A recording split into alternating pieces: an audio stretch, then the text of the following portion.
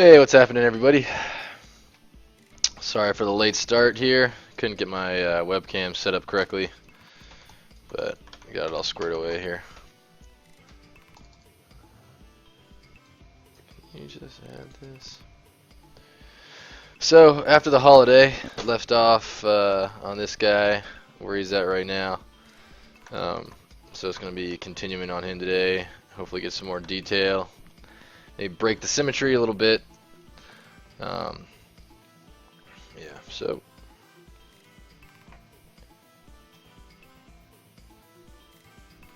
okay.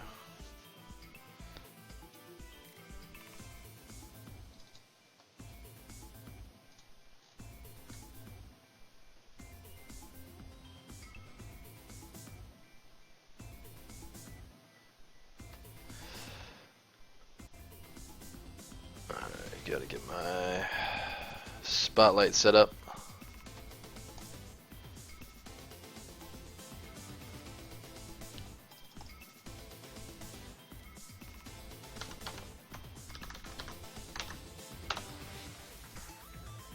Nice. That was easy. Never actually saved my spotlights before, but I just did.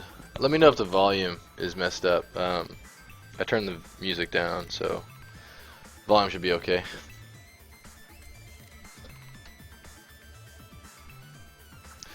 Yeah, I never really saved spotlights before, but that was pretty easy to do, thankfully. Turn off spotlight projection, hit samples. Alright, I think we're ready to get going here. Actually gotta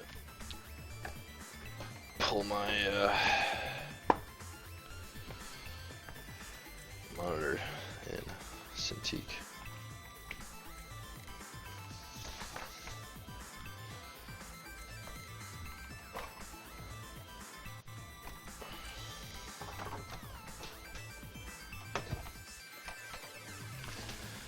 This thing's almost too big.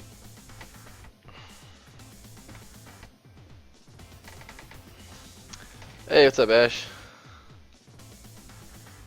Hey, what's up, Predrag? Welcome. What's up, guys? Good to see you again.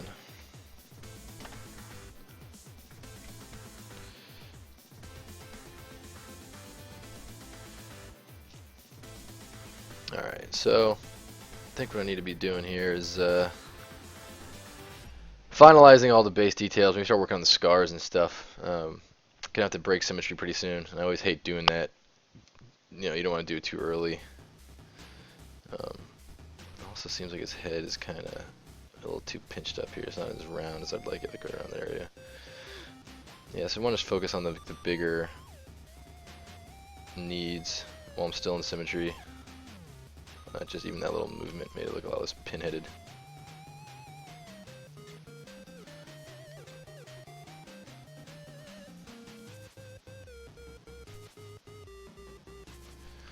Sticking with the retro music to fit the retro subject.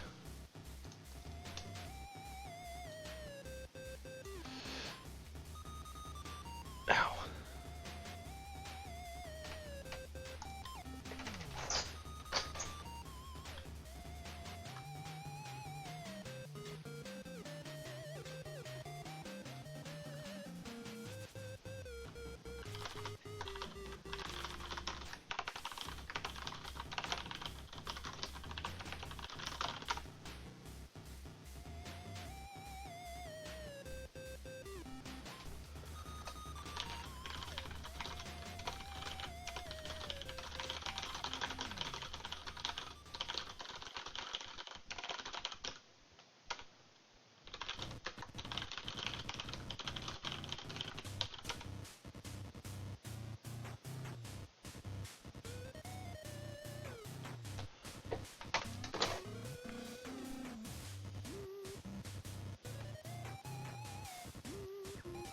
What's up, Kyle?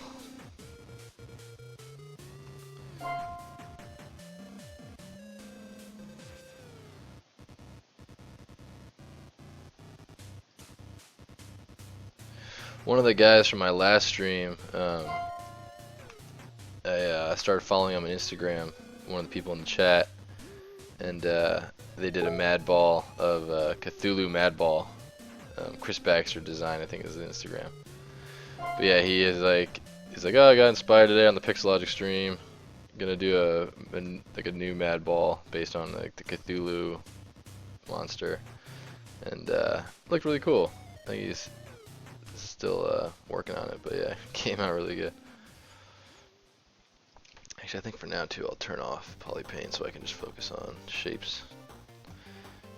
Turn off that red wax so as not to annoy Ashley.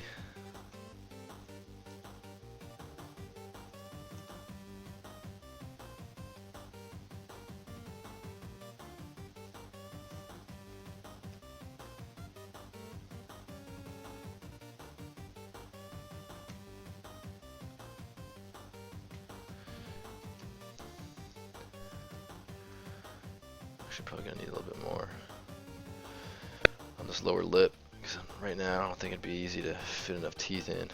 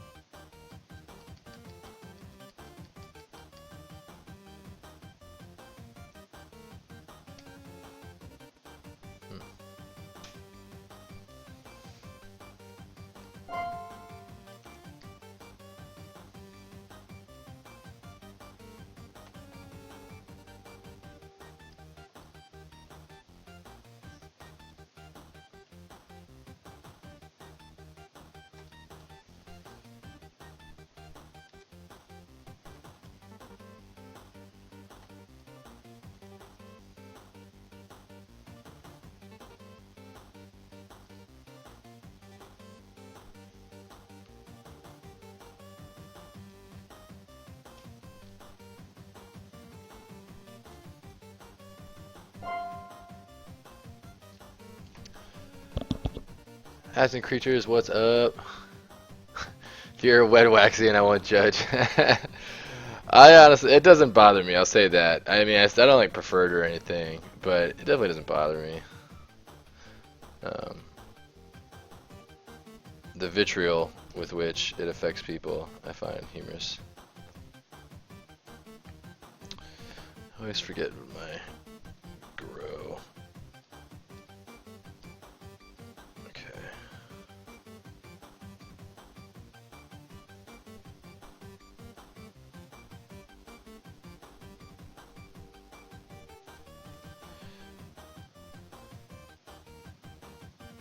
Oops. Oh, shortcut for it, I thought. Control Shift X.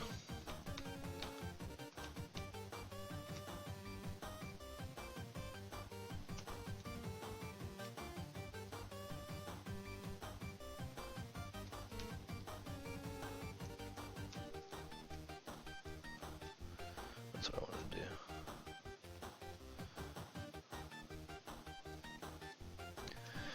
Auto groups. I just want to break up these little sections of purple. I just want to get a little bit cleaner poly grouping here so I can start massaging around these forms a little bit. What's up, Pro 4210? Welcome. Deacons of the Red Wax. Yeah, I mean, I usually sculpt in gray, but every now and then I'll just fire it up to be sculpting in red, and it doesn't bother me. The thing about it is that, like, it accentuates these cavities, and so, like, you know, you might lose, like, some of these, if you're at a certain angle, you might lose some of the cavity. Like, if you look at some of those details, they kind of accentuate and then disappear between red and gray. So, like, a lot of times I'll use it just to find where markings are made. Not find, but at least see it a little bit cleaner. Alright, so let me grab that.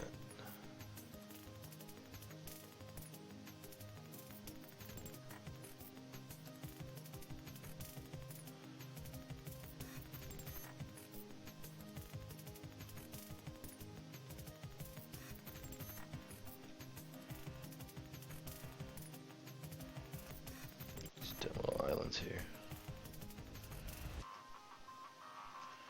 Not sure why those would be.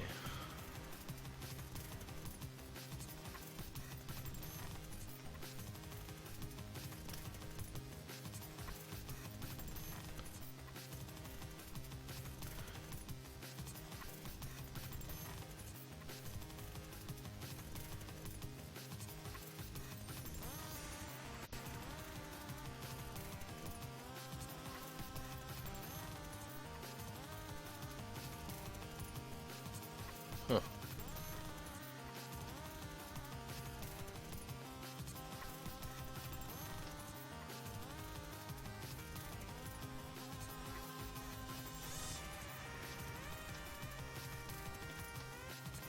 That's interesting.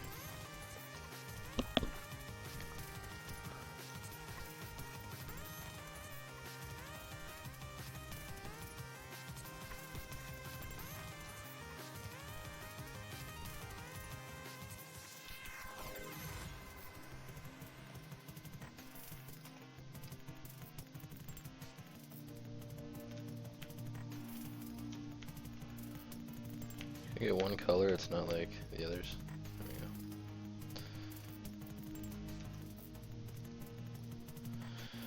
There's probably some stray polys flying around there, but it's not a big deal.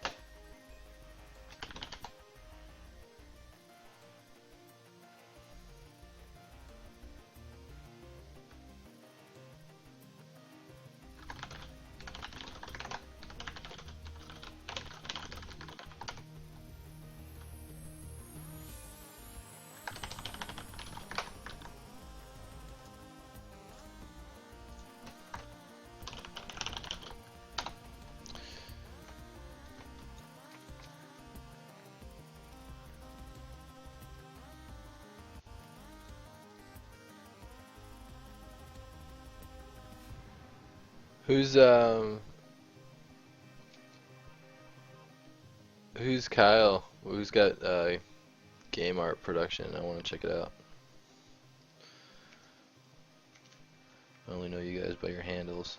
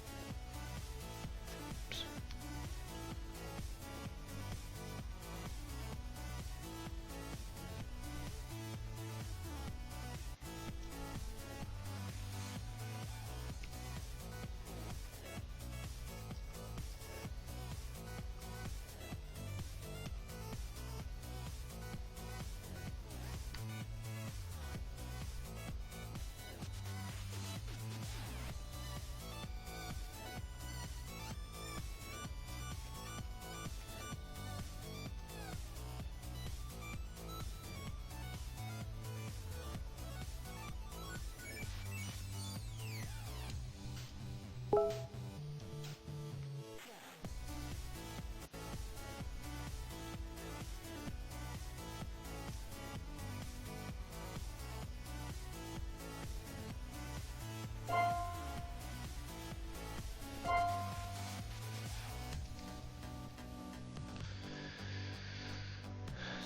think I'm gonna have to bring this whole part down just a bit.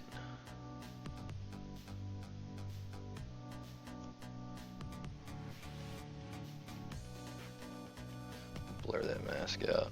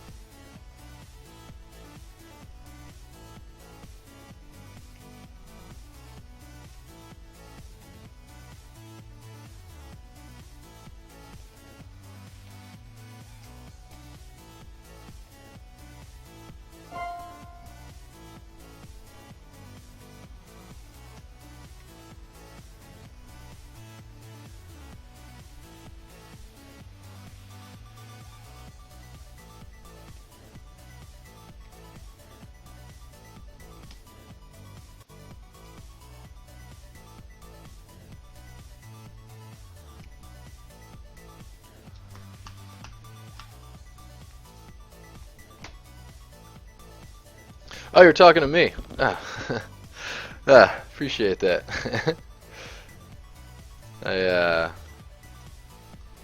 Thanks a lot. I'm not sure if one of the other guys had like a portfolio or something in chat named Kyle or something. There's a Kyle in chat. One of the ZBrush guys is a Kyle.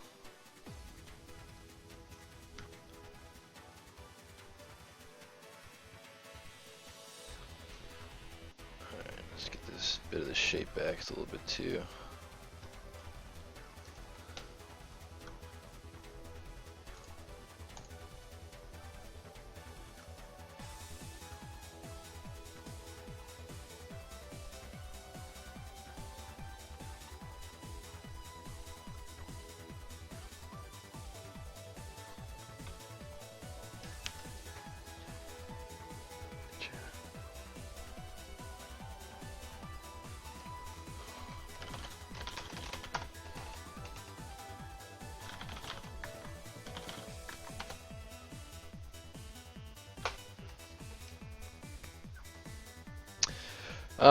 I never use Blender.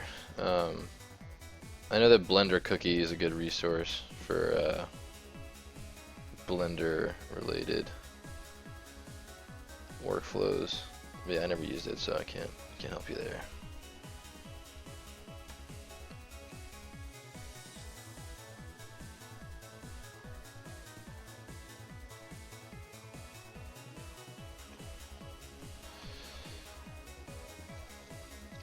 Definitely losing a little bit of that, like the lip comes up.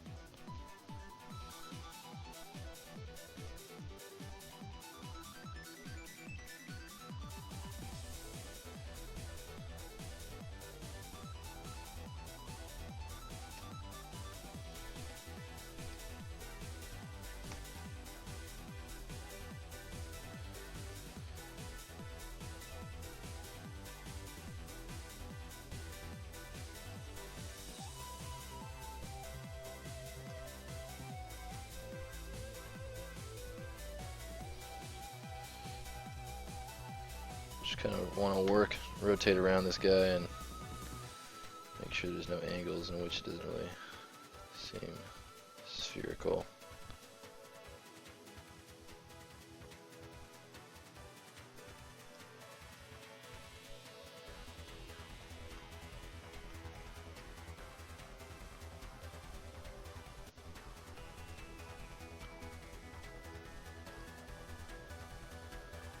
It's really tough to maintain a sphere shape.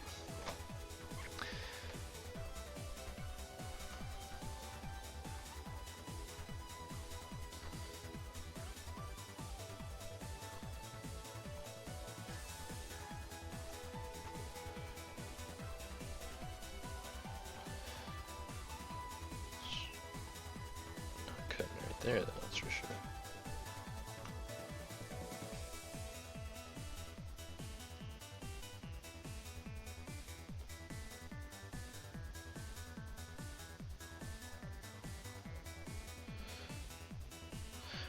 Doesn't need to be a perfect sphere. I just gotta find these places where it's like clearly not. Make sure there isn't an angle. Just keep modeling in the round and make sure there isn't an angle where it completely falls apart.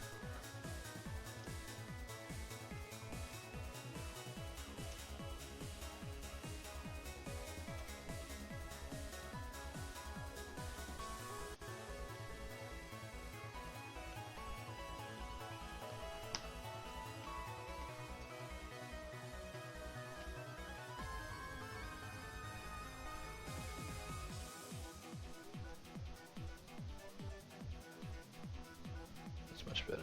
Still a little stiff on this end.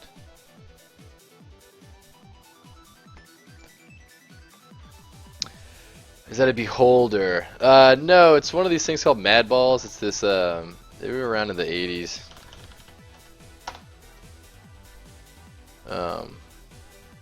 Like everything else in the 80s, they're being revitalized right now and sold at huge markups.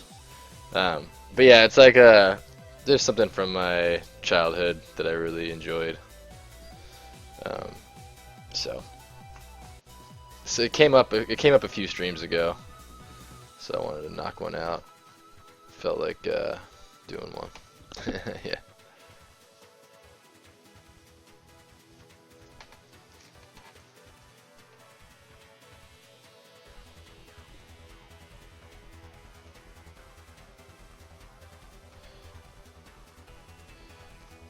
Actually, I think the thing came up, and I was like, I think it came up where we were talking about how so much retro stuff is being re-released these days, and I was like, you know, surprised that no one's, you know, doing Madballs. Like, they're such good creative, like they're such a cool designs on all of them. You know, they had their, definitely had their period when they were resonating, and surprised nobody's kind of revitalized them. And then someone in chat was really quick to point out, they're like, oh yeah, they are. They sell Madballs for like a limited run of $50 per one. It's like, Jesus. So still capitalizing on it.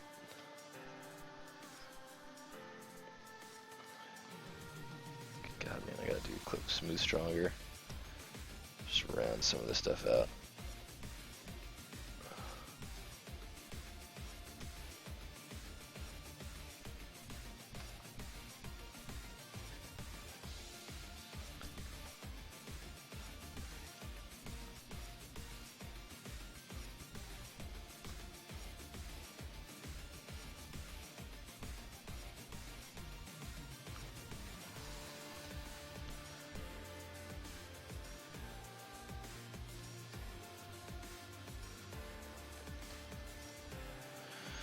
Could really do this all day.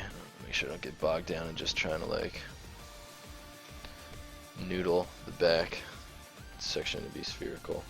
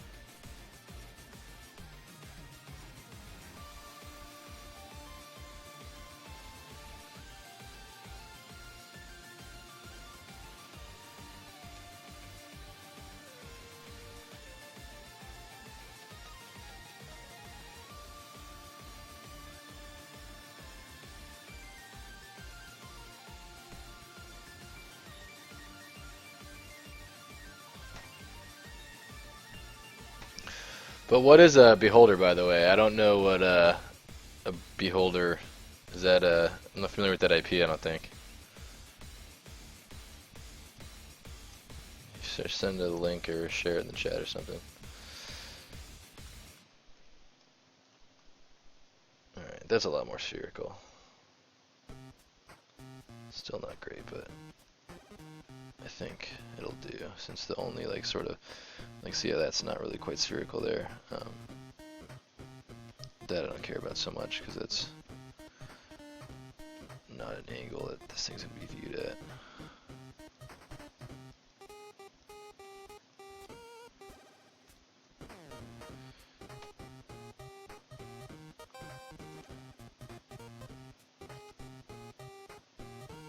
There you go.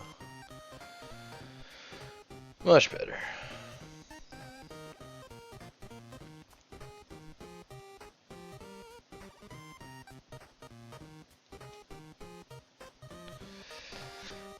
Last time we were talking about retro IP, I think we got into the old Gummy Bears theme song. That prompted a whole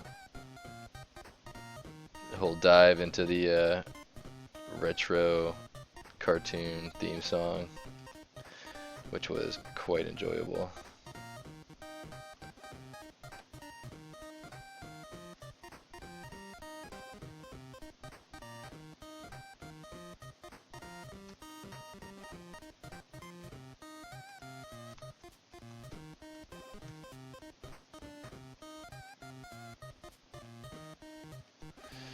And you'll notice the stream music this week is harkening back to the retro subject matter, so that's on purpose too.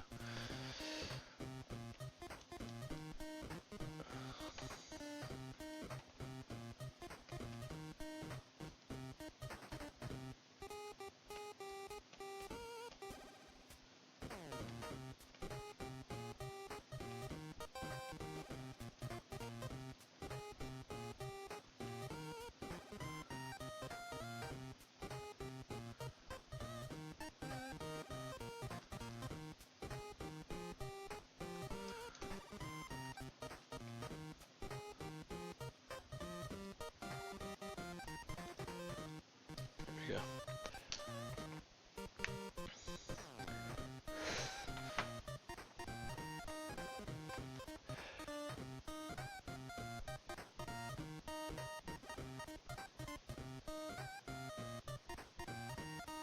How does he do that thing where he joins different polygroups? You create two polygroups with Control W and masking, and then if you want to mash them together into one single polygroup, it's really basic, yeah. Oh, did somebody ask that question and I missed it?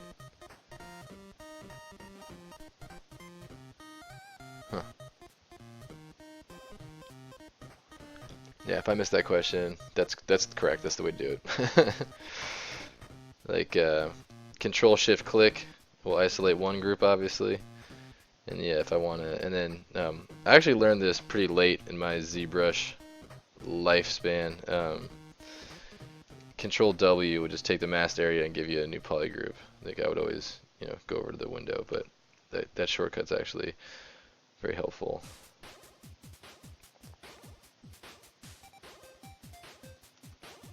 Oops.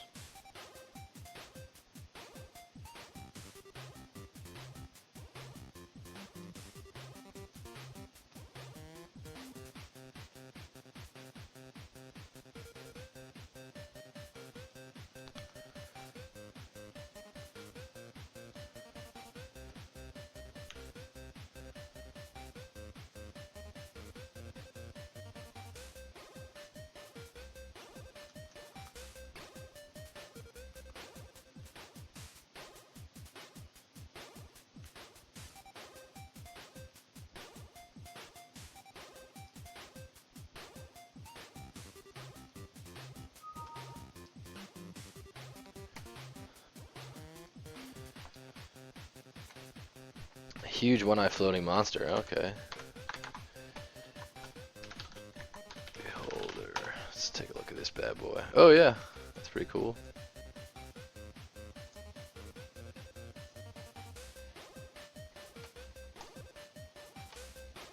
Oh, these are pretty rad. Whoa. I like the tentacles with eyes too. Laser beams called rays of disintegration. Yeah, there they are. They're the rays of disintegration.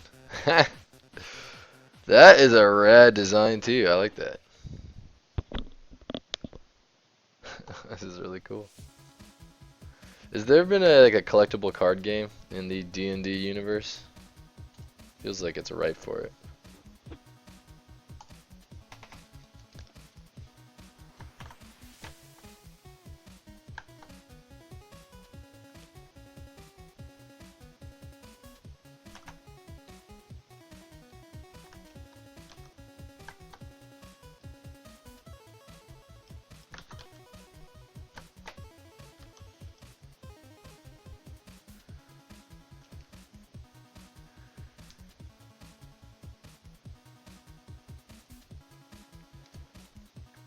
What's the original Beholder? Like, what's the difference? I thought the one that I was just on, where'd it go? I thought the one I was just on was really cool. That one's pretty sick too, jeez.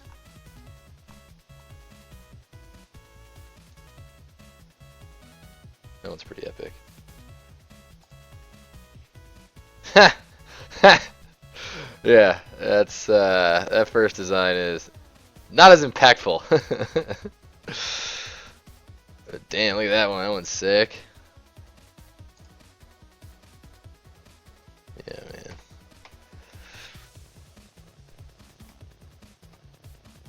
Yeah, I remember this does remind me of the Doom Cacodemon. It makes me feel like they must have borrowed this from D&D.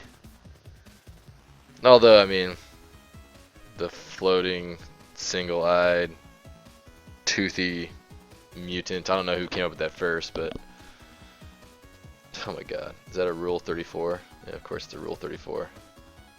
Unbelievable.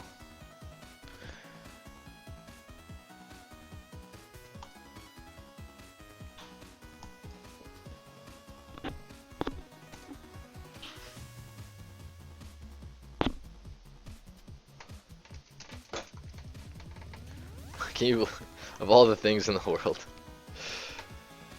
Yeah, the internet's a scary place. Stop. Dog just.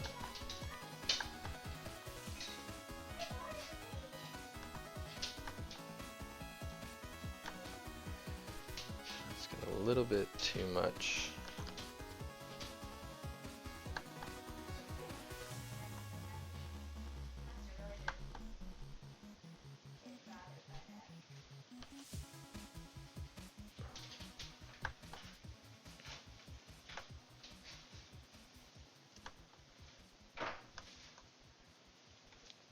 There we go.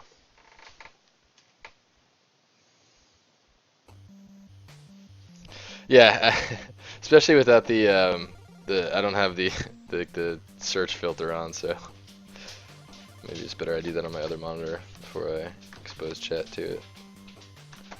Get the good people at Pixelogic in trouble.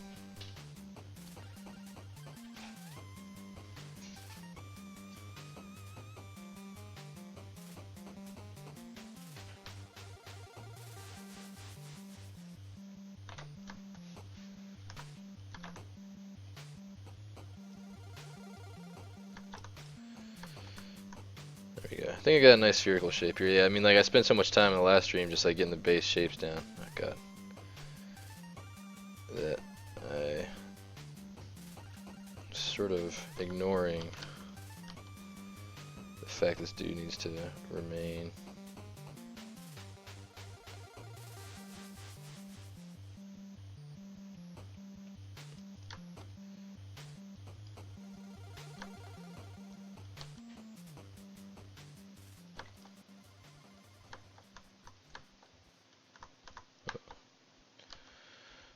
I got a little too far on that one.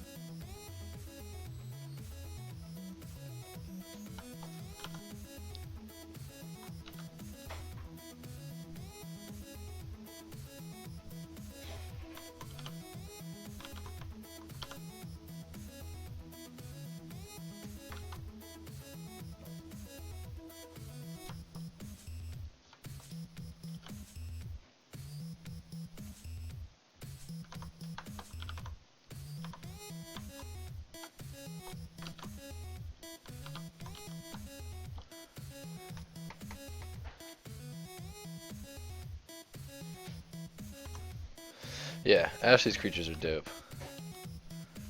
And the fact that she gets one done per stream is the part that really miffs me.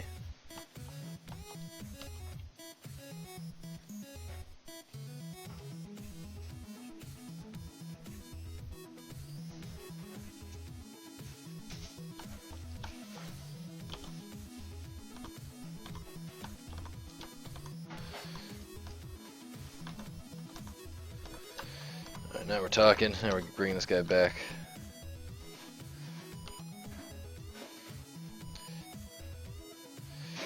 Working the little forms without losing the big forms is a very big challenge, just in general, when you're talking about sculpting.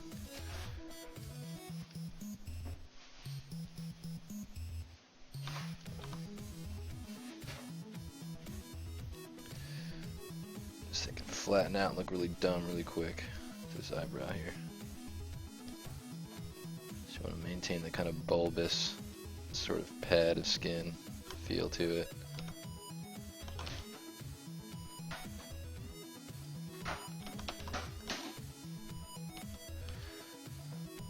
So the good old standard brush comes in handy, because the standard brush is great at like just taking the surface normal and pushing it out. Doesn't consider much else other than that.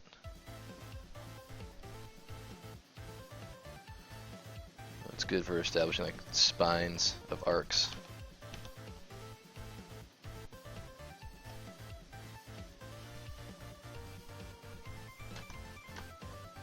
There we go. Let's get a save real quick, 'cause I'm happy where this guy's at currently. Especially, yeah, I'm gonna stick with this guy and I'm gonna finish this guy. I'm gonna throw him on a pedestal, maybe do some green slime, take it over to Keyshot, render some nice. One of my favorite things in the Keyshot is like the transparent shader, translucent shaders, like the liquids and glasses. They look really good. So I think like a nice translucent green goo platform for him to sit on. It's gonna be very fitting. So yeah, I'm gonna take this all the way to completion. And maybe throw a little render of it on my non-existent art portfolio.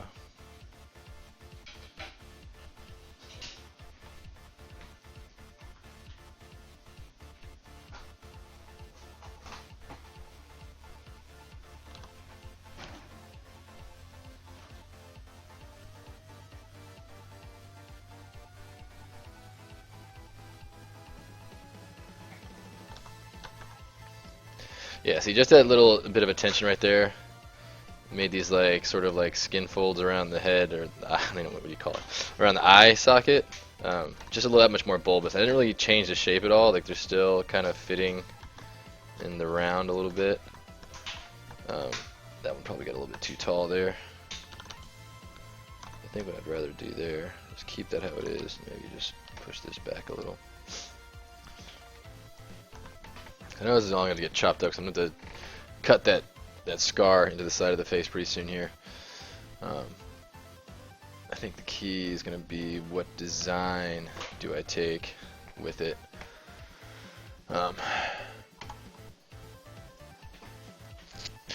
Yeah, indie respawn. I wish we had licensing rights. Maybe one day Disham will get big enough that we could start licensing IP the way Rocket League does. Because yeah, a few people have made that claim, like, oh, you should use this in the game somehow. It would be awesome just to have like a little. I'm always interested in like how IP gets licensed from like a fair use point of view. I mean, you know, just using someone else's creatures is obviously off the books, but like South Park gets away with stuff like that because of parody, and like when something is parody, the fair use rules are a little bit different.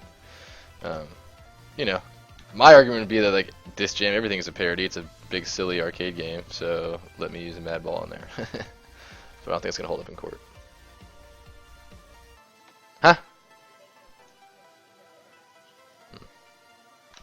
And I saw something that said to the effect of like, if there's value outside of the fact that it's just being represented, and something, I forget what like the exact wording is, but.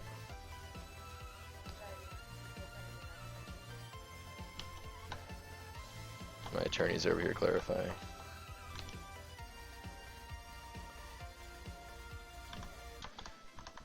Tone that down a little bit more. There we go. Now the shape's just right. Like, folds into the sort of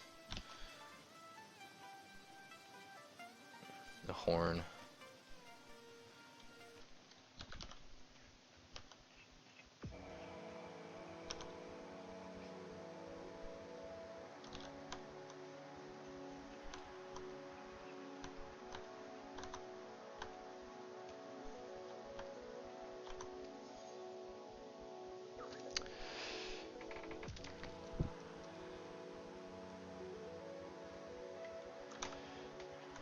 Spatula, you saw one of these in a store? Yeah, I didn't realize they were remaking these. The ones that somebody pointed me to the store last week, and they were like $55, and they were sold out. Like, shoot, man. Might be time to hop over to one of the other instructors and learn about 3D printing.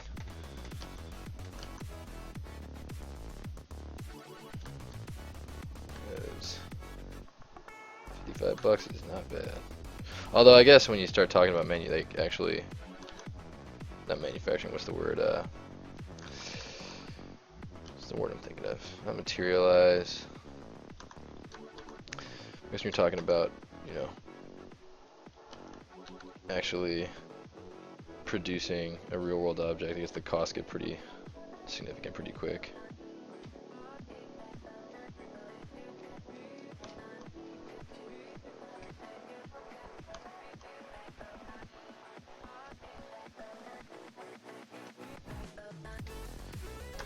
Yeah, I think the thing I like about them is that, like, you know, if I wanted to 3D print them, these are kind of ideal for that in terms of what shapes they are, you know.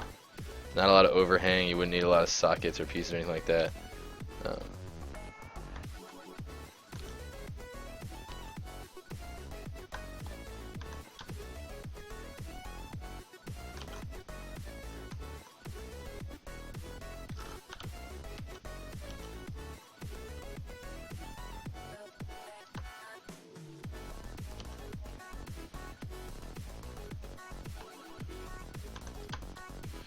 I don't often use the inflate brush it's like kind of unpredictable, so I don't like to use it for getting something rounded out. I think in the event of this this beard down here actually kind of works.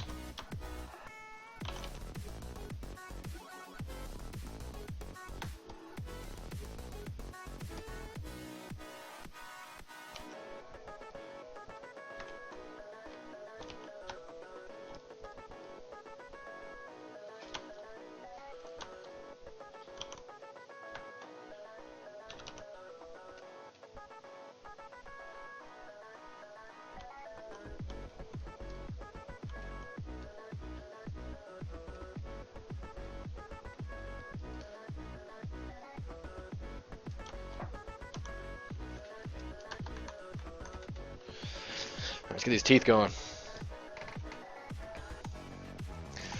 Yeah, I bet. Yeah, and you know, I watch with these the other Pixelogic streamers.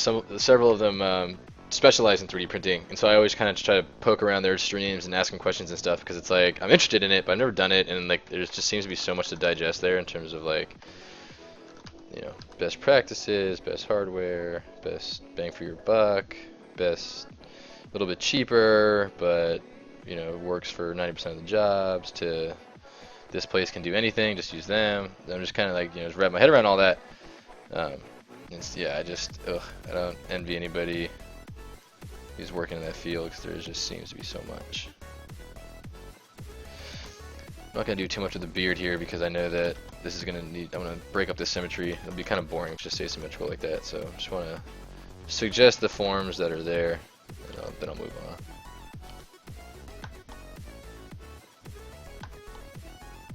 Pretty key principle, digital art, at least of mine, is just try to, you know, you're inevitably going to throw away stuff, your work, you know what I mean, like you're going to blow out details and making adjustments elsewhere. Just try to minimize how much you're throwing away, like how many things you spend time on that end up getting thrown away, just minimize that. But sometimes you need to do stuff like that. Oh, I sketched this out to help me visualize. With this amount of sketching, I was able to visualize how it should look, you know, things like that. It's like drawing the beard in, even though I know I'm going to probably blow that all out and do it again. It just helps me kind of visualize how everything's going to be. Still not stoked about this back part. Just the shape of it all is really bothering me. Something about spherical shapes, circular shapes. It's just never quite right. It's torture.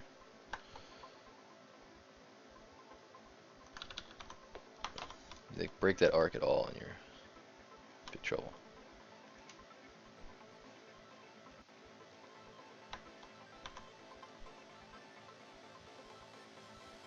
I really want to stop obsessing over the spherical shape here.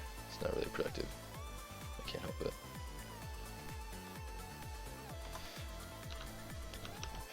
It'll matter if I ever print this thing and it comes back and it's shaped like a friggin' pyramid.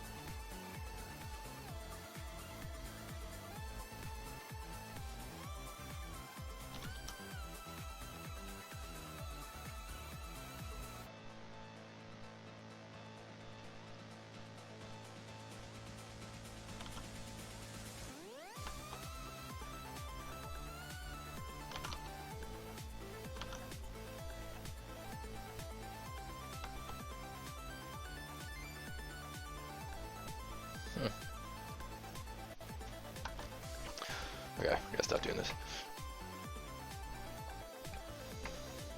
The 3D printing is the easiest part, it's the finishing that's the pain. So what do you mean by finishing, by the way? Like, speaking as somebody who's never really produced anything in 3D.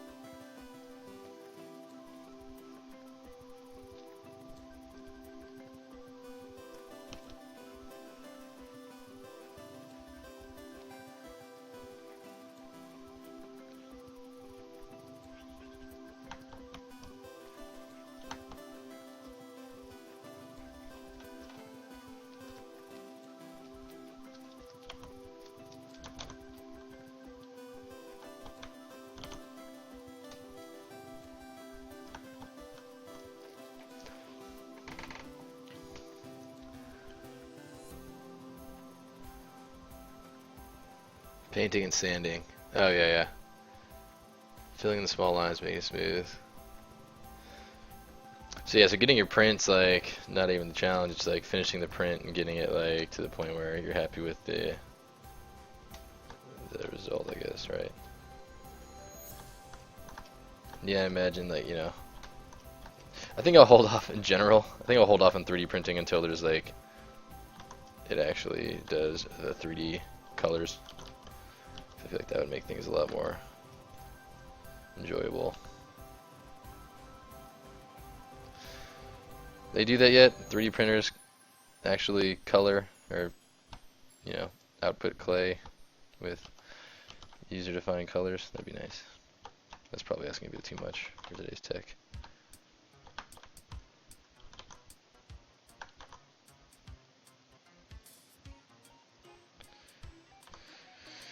Yeah, looks like that's what I was missing. I was missing a bit of a bulge right there behind his head.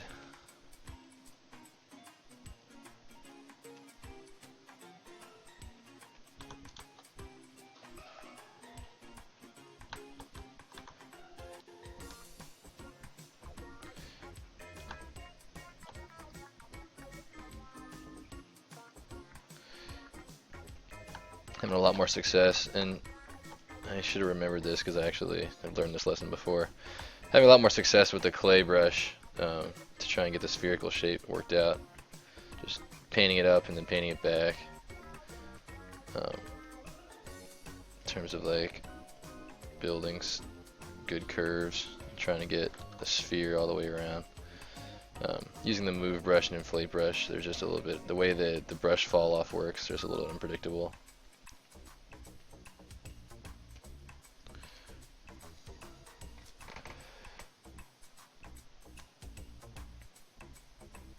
Miniature painters, yeah. One thing I did do when I was younger, I don't remember when this was, but we were visiting. My family was like on a trip. I think it was like Australia. We were in Australia, and I went to like there's like a board game shop as we were kind of like walking around Sydney, and I stumbled upon like the Warhammer games like for the first time. And I never heard of it, never played it. But yeah, I mean, the thing that was rad about it is that like the pieces that they came with were these really cool little miniatures. And I had never seen anything like it, so I was like, oh, well, these are the coolest thing ever. And so I got the set, and then just like I started painting the like I never played a game of Warhammer, like the board game, in my entire life. I had it, and I owned it, and I had all the pieces, but it was only for the purposes of like, oh, let me buy a bunch of ceramic paint and build these little statue guys because they're sweet.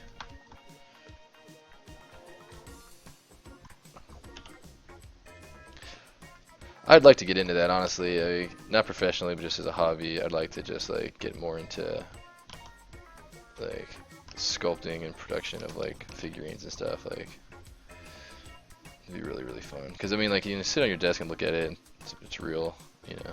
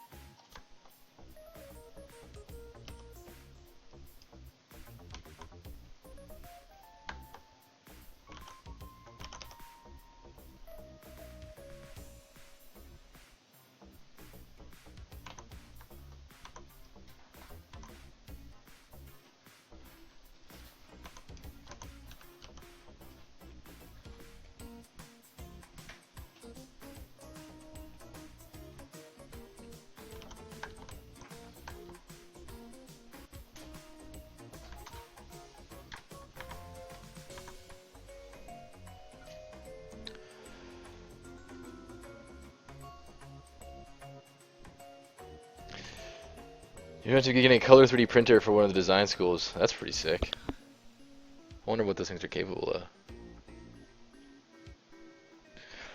Oh, that's nice. There's a one that'll spray color after it does the prints. Yeah, I mean that's kind of like all I really would want. Like not even colored clay, I would just like have like access to like some paint and then just shade it.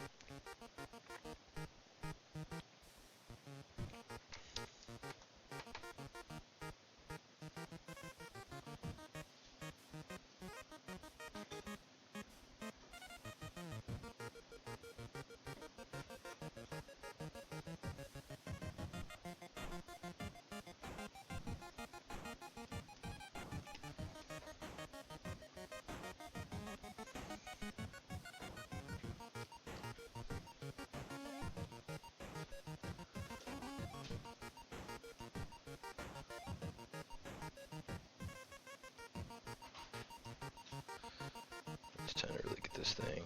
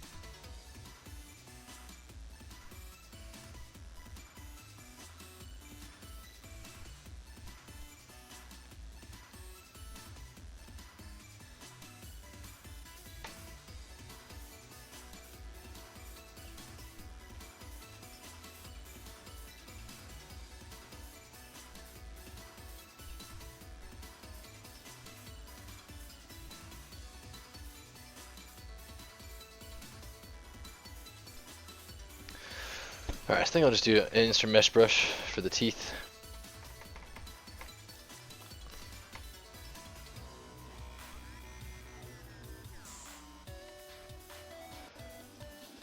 Yeah, that's really cool. Tuatara. Yeah, I think the thing is like I think I'll end up just like I mean like hopefully there's enough services out there, and some of the other pixelatic streamers were pointing me at some. Just like businesses that do this professionally, and you know, and they might charge you a pretty penny, but you know, they have all the workflows down, they have all the materials and high-end printers and stuff, and you know, you can just ship them what you want, and you know, maybe I send them this little guy, and then order up some paint, and just give the guy a quick coat of paint. Might be pretty worth doing, maybe. I completely botched this nose up while I was editing it. Let me see if I can rescue it. Part of the nose has to come forward. I want to keep the flared nostrils, but this part needs to come back a little bit.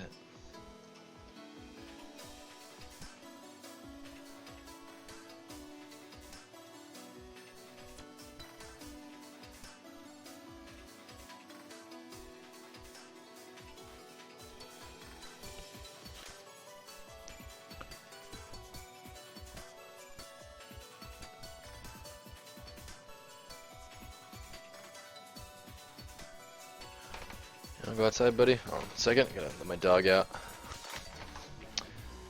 Grab water as well. Be right back.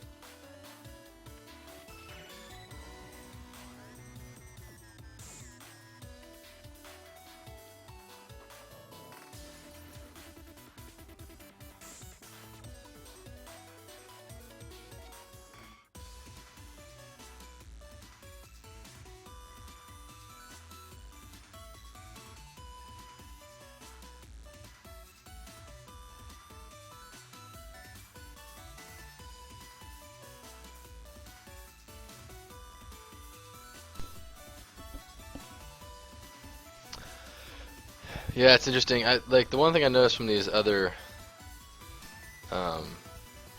examples I have here in my ref is that like the mouth, you know, they have that black space in there. So maybe like that helps because like it's not an overhang. It kind of just it's like a we'll see. Let's get these teeth in.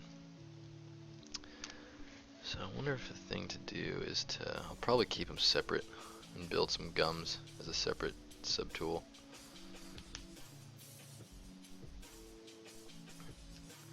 I think it'll be easier that way.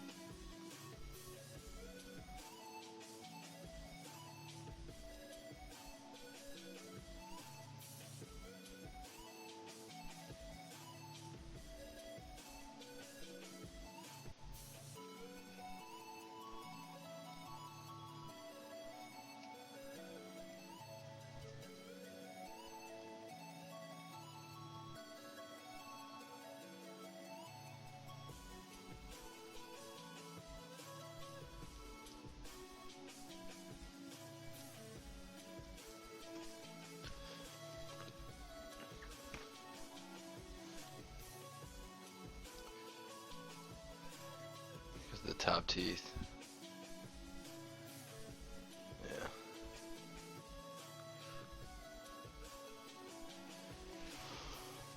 Alright, let me save this and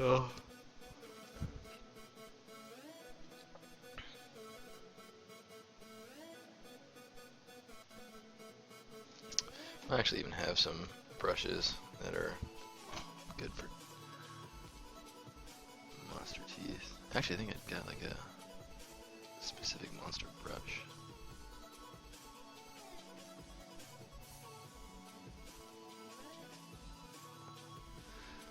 It'll probably take me longer to even find it than just building it. Now here's the monster folder. That might help me something in there. Yeah. As much as I love kit bashing, I honestly like, if I have a specific look in mind, I never really have. The thing I want's never in my kit. No matter how much I like build up these collections of models.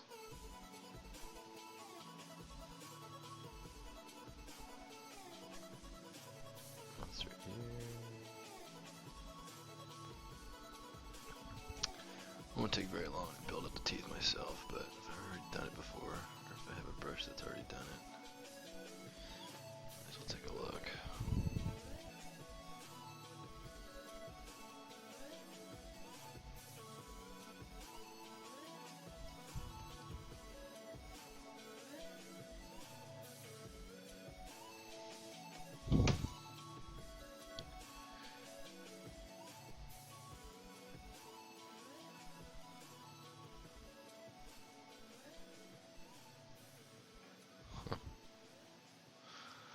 This guy's brushes are awesome. I don't think he's gonna have what I need in it, but whenever I'm just kind of curious, I always kind of take a look at this because this guy's got so many good brushes. This is one of the artists from one of the Warhammer games. He shared his entire process and like all his brushes and stuff. I'm a big fan of his work. I don't really see all these hands there. Anyway, all right. Well, let's make a brush.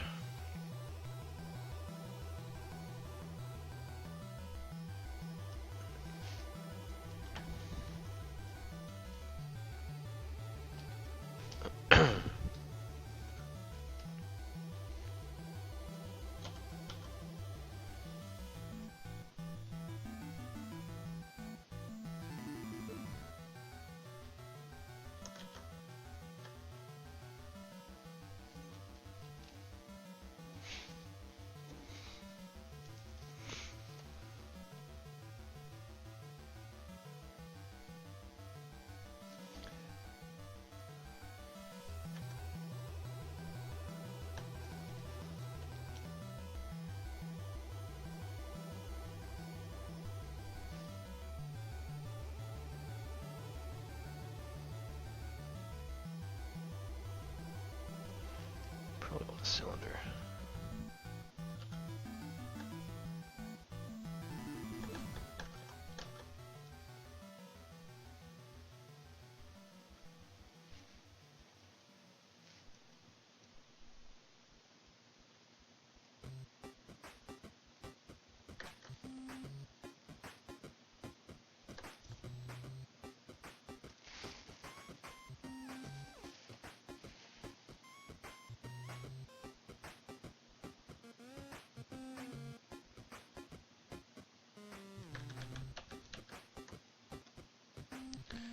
Just a regular cylinder 3D, that would be better.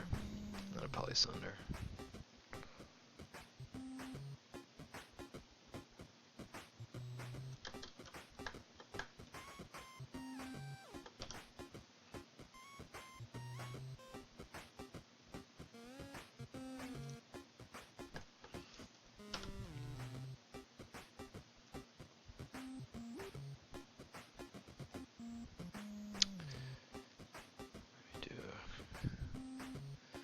Taper, maybe?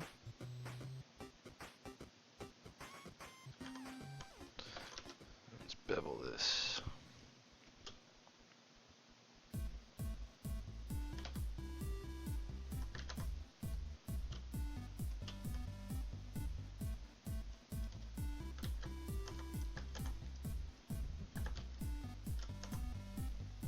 What the heck?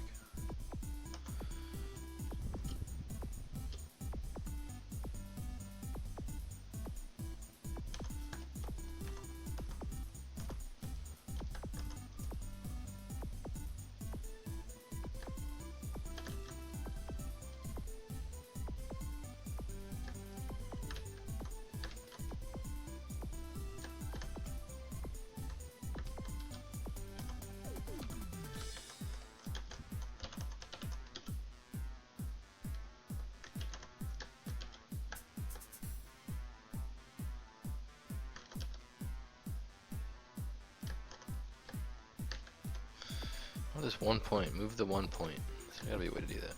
So just do it from the front.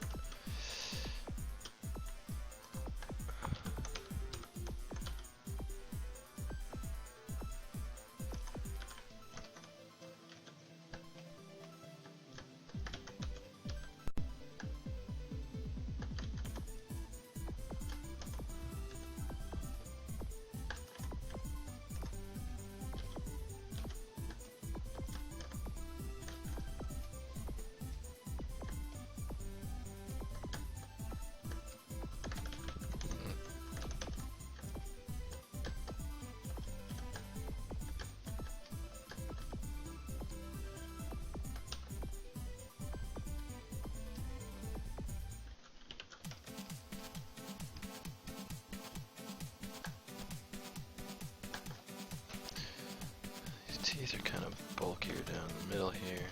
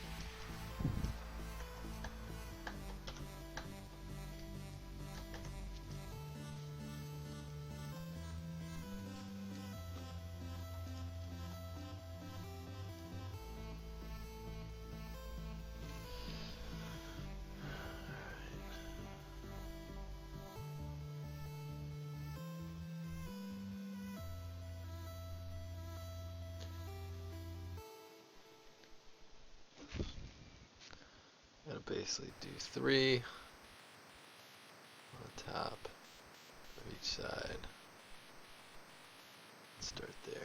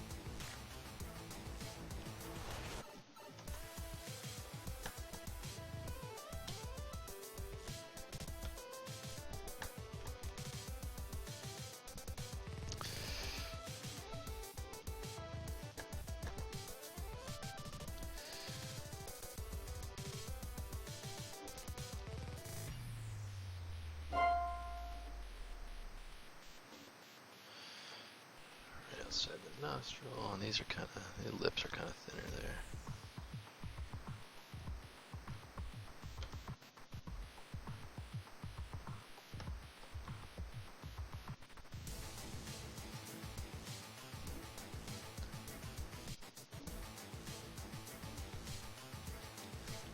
Tooth right there, it kind of curves in.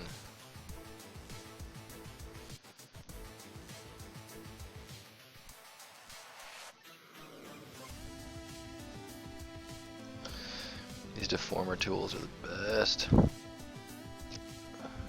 curve, I think is the one I'm looking for. Axis.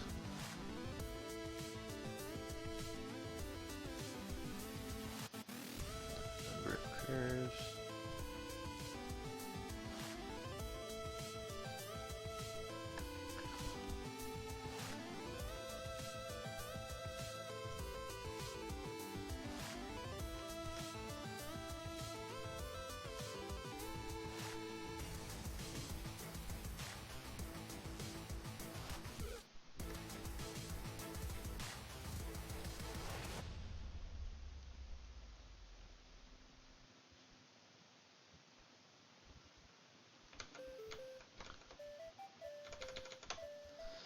Yeah, gizmo modifiers for me were totally the best add of R8. I mean, it was just the game changer. I mean, there's a lot of good stuff added, but for me, I mean, like, I use them all the time. It just makes getting that exact curve I want, where it's like it's tapering, but it's also just twisting in the way the tooth should be. It's that used to be a lot trickier, and yeah, I'm very happy about that ad.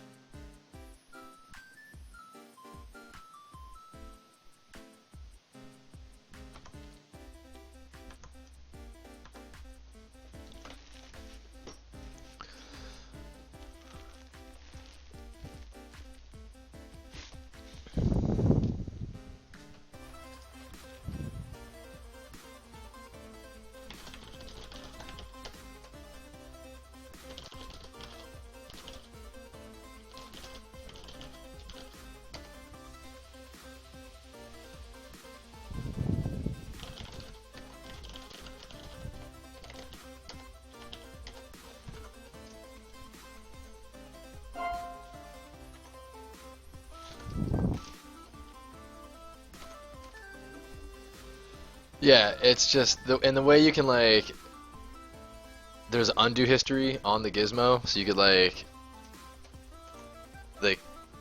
make edits to it, and if they don't work out, go back to the orientation you had. And like live boolean is really sick too. I don't do enough in it. Like typically when you're doing game art, it's tricky to do. It's tricky to do things like that. That kind of when you're doing boolean cuts, you know, you're sort of throwing away your topology, and you're gonna need to come back through and clean it up, or just, you know, doing super high resolution stuff and then rebuilding low poly from scratch. So I don't do as much live boolean as I'd like to do, because I love what Joseph Druss does, and I love what some of the hard surface guys do, where they can use a live boolean and then just like cut pieces away, array mesh the things they're cutting away, and like just stack so much high resolution detail that you get this like amazing piece that's like faceted and has sort of layers to it, and so much visual interest. I love that look. But every time I sit down to do something like that, I never quite get the practice well to the point where it's just like I'm not, you know, it's great for concepting because you can just be free with it. But I'm always thinking about like, okay, how am I gonna UV this? How am I gonna retopologize this? When I do a Boolean cut there, it's gonna triangulate that whole section, so I'm gonna come back through. So it's like, is it gonna subdivide cleanly and let me get the high poly detail out? So all that stuff is kind of, I'm not where I'd like to be with that just yet. I want to get better at that, because you see the stuff that like Drust and other ZBrush guys can do with it, and it's just really impressive. I want to get myself to where I can do that second nature. I got some work to do.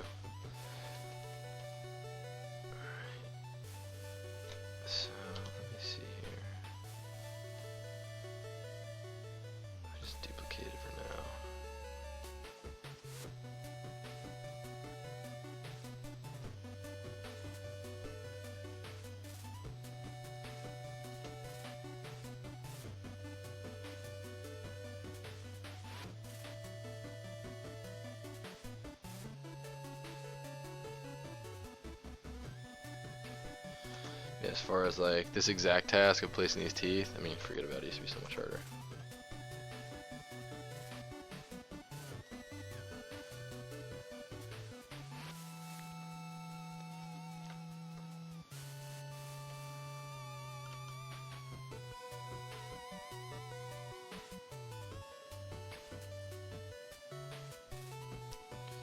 A little more curve and a little more stretch for this back one.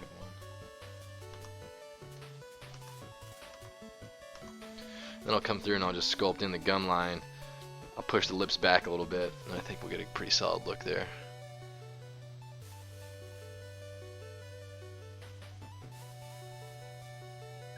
Yeah, exactly. You know, I'm always focused on like, okay, how's it going to UV? How's it going to texture? And you know, it's limiting. It's very limiting. It shows up in our models because, like, you know, if I can sort of split the difference, like, oh, I've got this great concept, I painted it, I got it down on a piece of paper, I know exactly what the concept's going to be. And then like building a high res and then retoping for the low res and like matching the concept. That's like the flow where you'll be the most creative and you'll get the best result at the end of the day. But it's far more time consuming. Whereas like if I can just get in some hard surface things, like throw some pipes here, some spheres here, some cylinders and spheres and boxes here and there, block it all out. Okay, like maybe throw some sexy bevels there, maybe build a custom piece that I hand sculpt there that's like got a little bit more curve to it so it's not so rigid. And then like doing it that way, whereas like everything's UV'd from Jump Street, because you just kind of, I'll UV based on 90-degree angles, and I'll split all my hard edges into my UV islands. And then it's like, it's such a significant time saver, and the end result can still be quite good. So it's always, you're kind of balancing that time spent versus quality of the result. And you know, it doesn't always work out for the better. I mean, don't get me wrong, like a lot of times it just comes out blocky and it's not very creative, and you know, it's tough to find that balance. But you know, I want to get better at that, where it's just like, okay, because like one of our best props is funny, because like one of our favorite props in our game, I always laugh about, because it was the one that probably took me like probably the least amount of time, because it was just like, oh, it's kind of meant to be sort of basic anyway, and like the way it's sized, and it's like, it took me 15 minutes to make, and it's like, we use it for a lot of stuff, and it doesn't stand out as a bulky, ugly thing. It actually like looks quite sane. Alright, so like, I think the main thing is these need to turn in.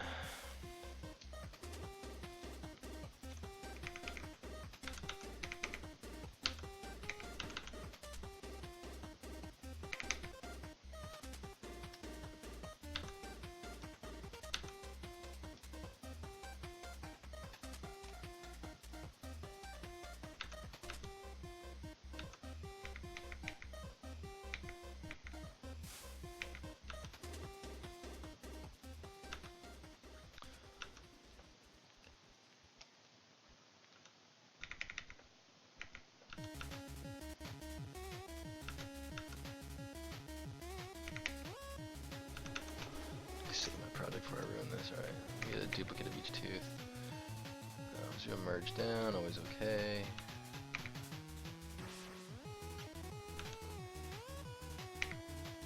Merge down again. I have 3 teeth here, right? Yes, alright. So, duplicate that. Whoa.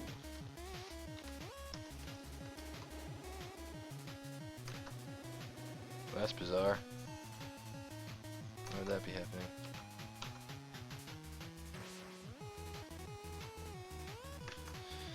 Come on, man. Really?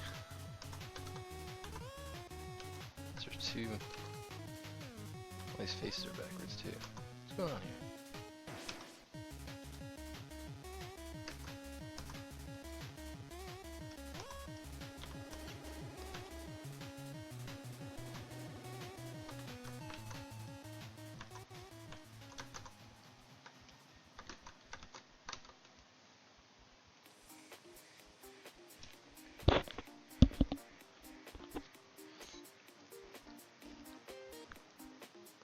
Yeah, exactly, and that's definitely a nice thing for workflows these days. You can be a little bit more,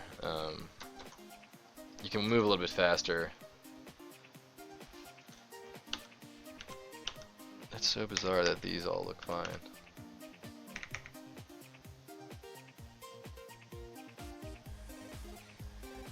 Yeah, you can move a bit faster because like the engines, like the performance is such that like you're not going to be hurting yourself by being a little less efficient.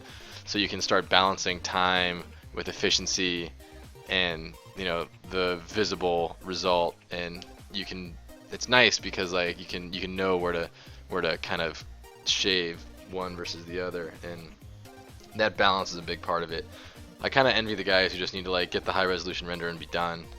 But you know, when you think about game art, you know, how it's going to deform, topology's got to be sound, and you know, it's got a UV well. The materials need to be authored. So like, I'm always thinking about like, okay, what shader am I going to build for these UVs? And then I want to be to a point. In my partner Jay's a big believer in this. Like, we got to get rid of UVs. We got to get UVs out of the pipeline.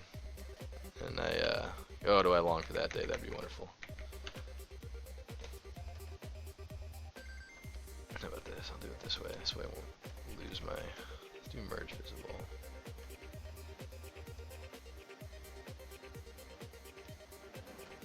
And I'll pin the merged one. See if that looks okay. This one did not work. Delete that. And the merged one is where? Okay, down here. This one looks like it worked. Oops.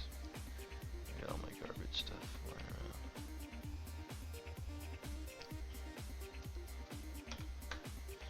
Center it. Rotate it. 80.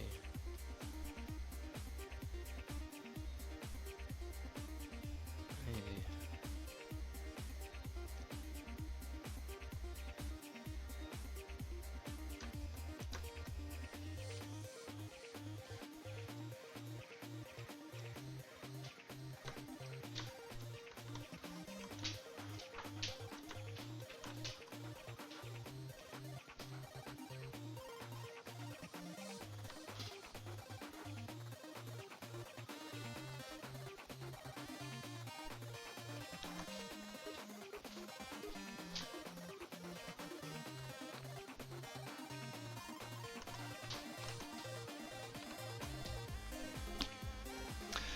Yeah, PTEX. I mean, like that's what we're talking about exactly. It's just like, oh god, get UVs out of the pipeline.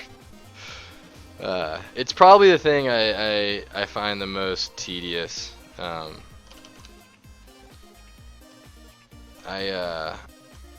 Retopology I'm not a huge fan of, but there is something kind of soothing about it, like just connecting all the strings and doing so in a way that you know is going to deform well, and there's something rewarding about that. I don't quite know why. I mean, like, I don't love it, but it's something that like I can kind of just zone out and sort of get in like a bit of a zen state when I'm doing topology, because it's just like there's something soothing about all the order of it all. Like there's something about just the order of yeah, just something about just like harmonizing all of the it's gotta stick out a little more, curve in.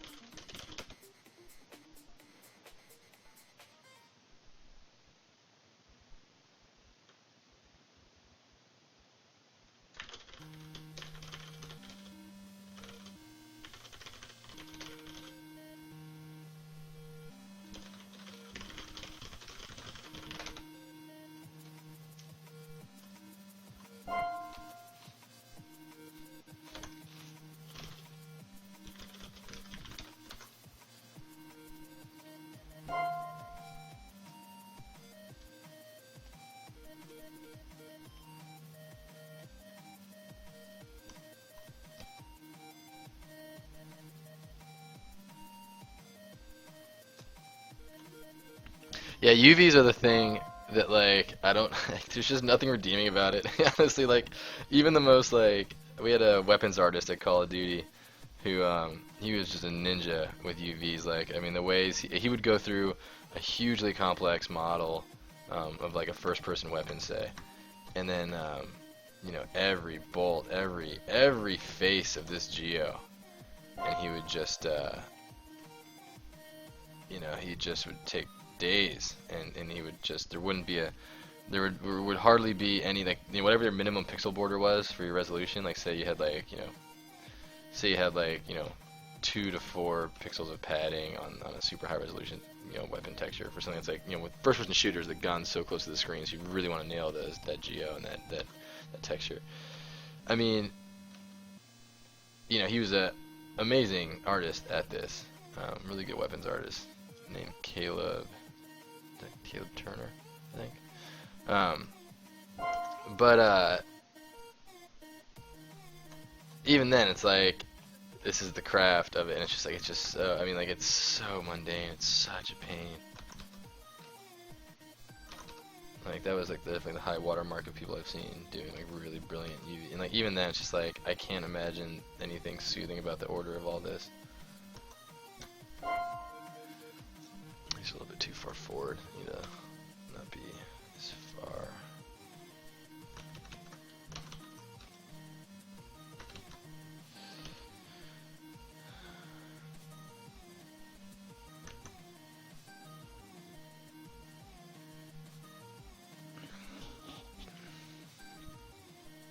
He's actually got a.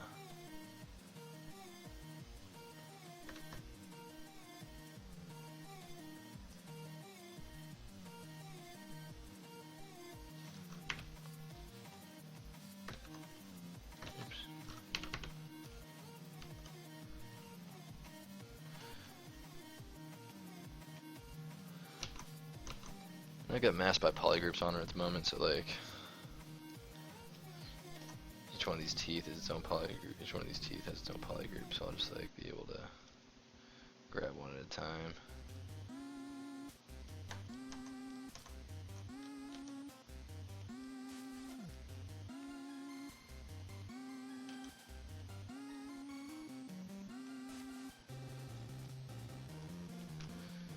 It's a little low.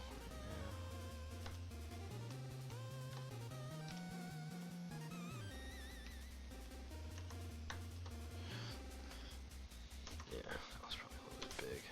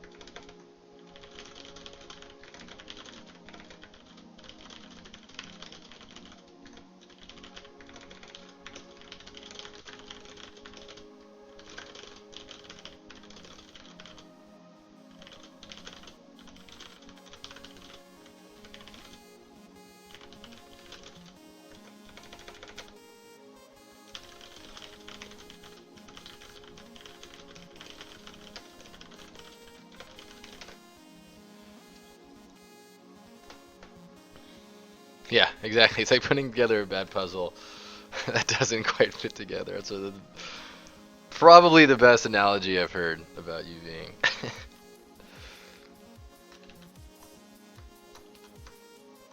It's like putting together. That's funny. It's very accurate.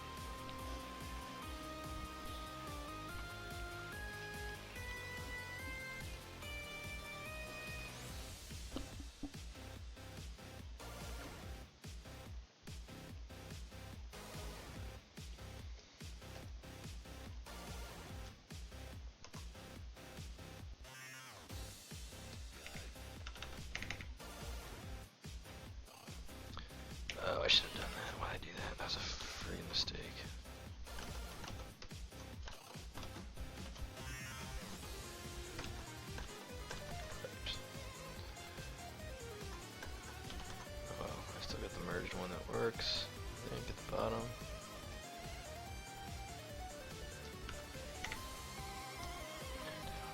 That's good.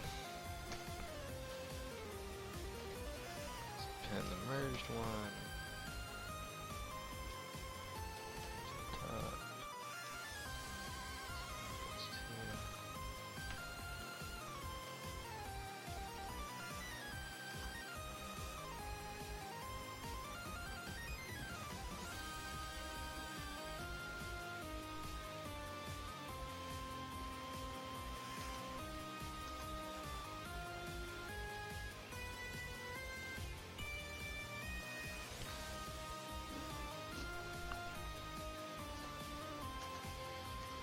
Starting to get somewhere with this guy. I think the teeth is a big part of his whole look.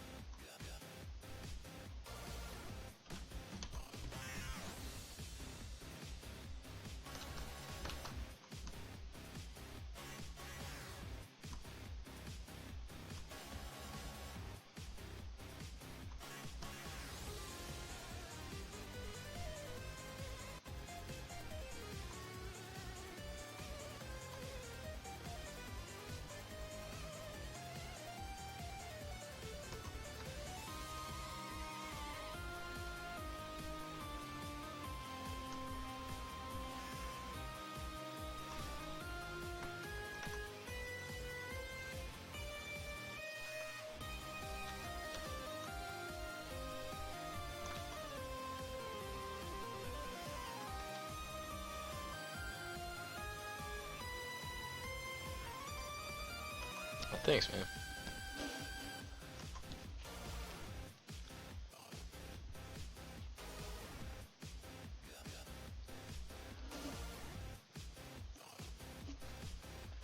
I just need to squeeze two small teeth in the front according to this reference I'm looking at.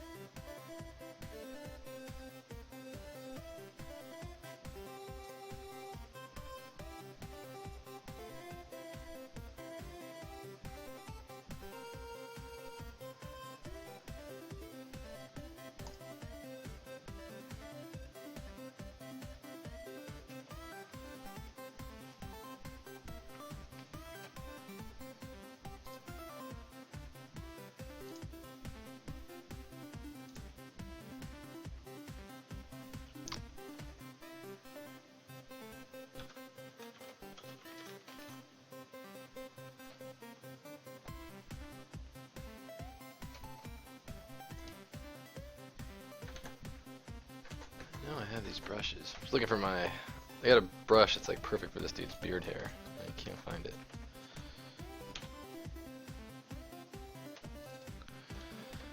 Too many brushes.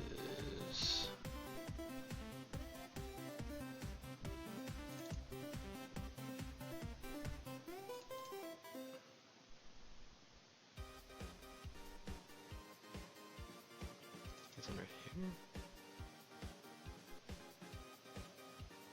Oh, here we go, yeah. These are the ones.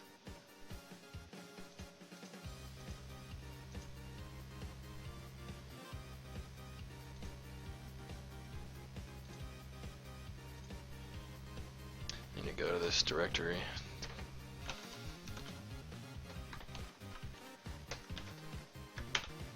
Just take the images out of it.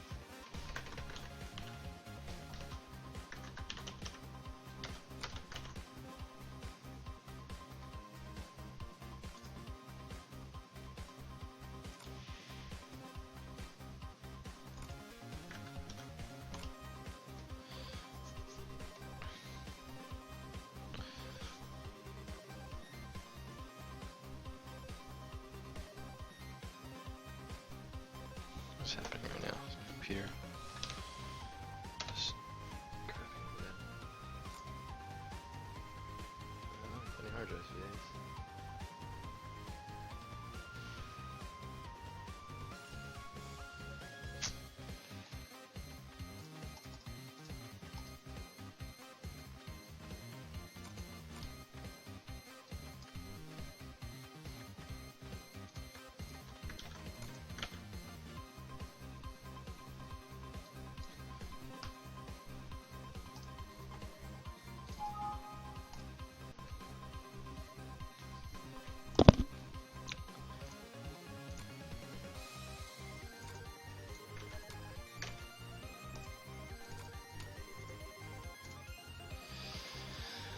I have to restart ZBrush 1 second here.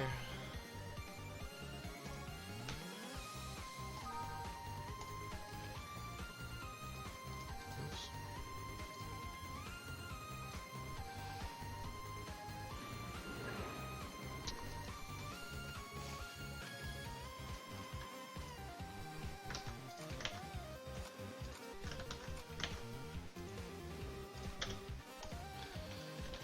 There we go.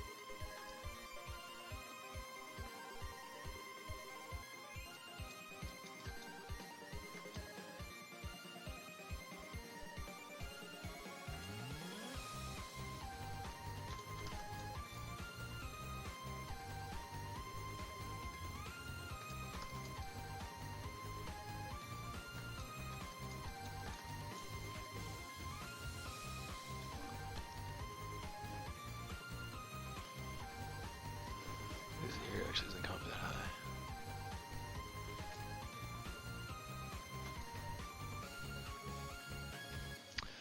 I'll see like his ear's farther back. I guess it depends on the one, the reference. Some are smaller, some are bigger.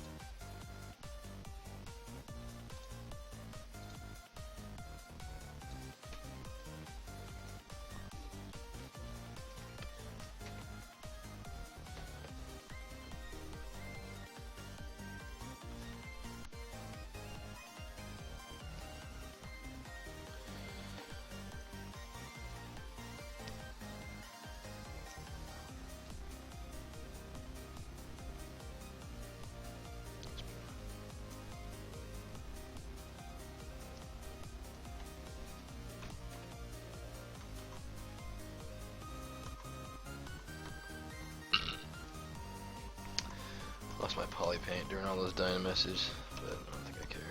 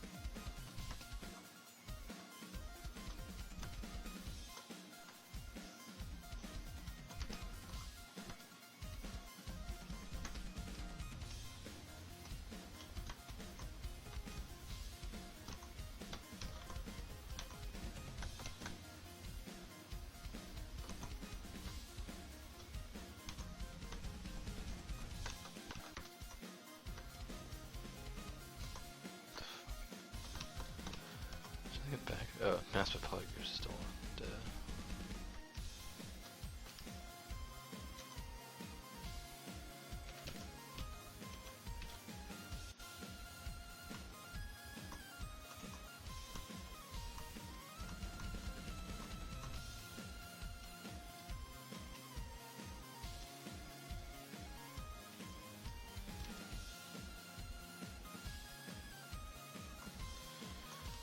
his ears back on his head. They're a little too far forward and probably a little too big.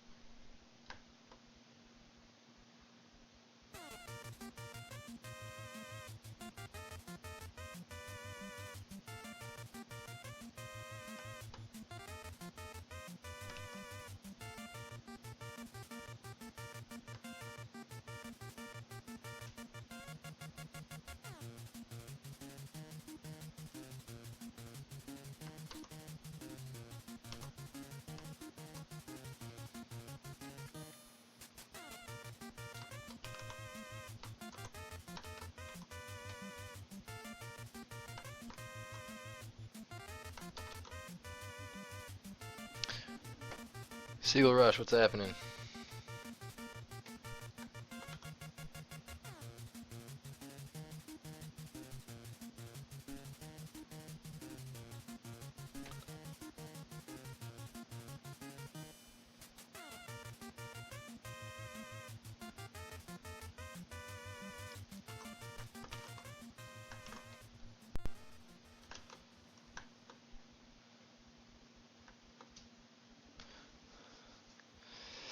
Yeah, we were talking earlier in the stream about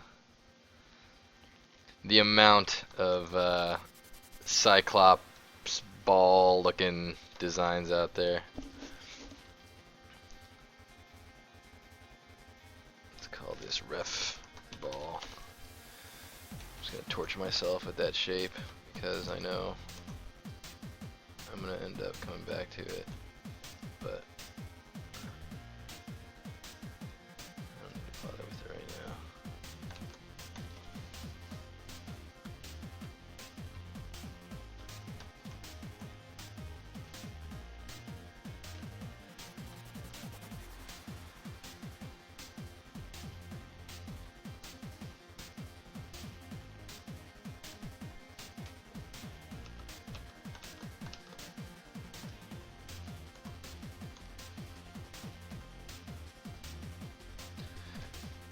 Remind me that this guy is not a great circle. But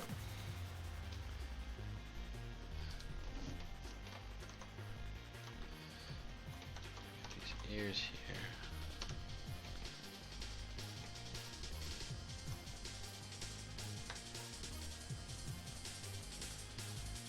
Move him back, scale him down a bit.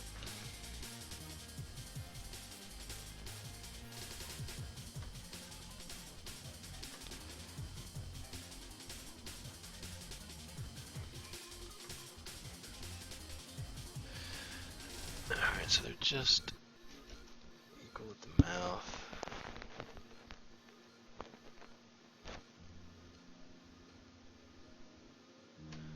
Reach the top of the eye there.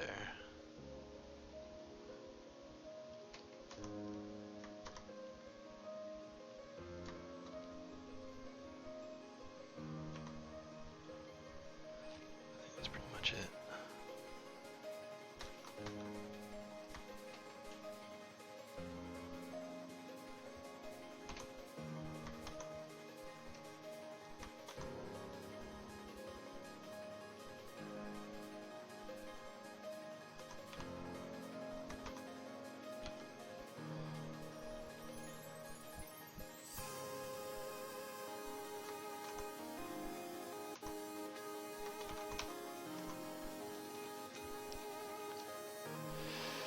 Yeah, I probably won't need to retopologize this. It's not going to go into the game engine. I think I'll probably just do a high poly, and then try and get a nice render of it, and then be done.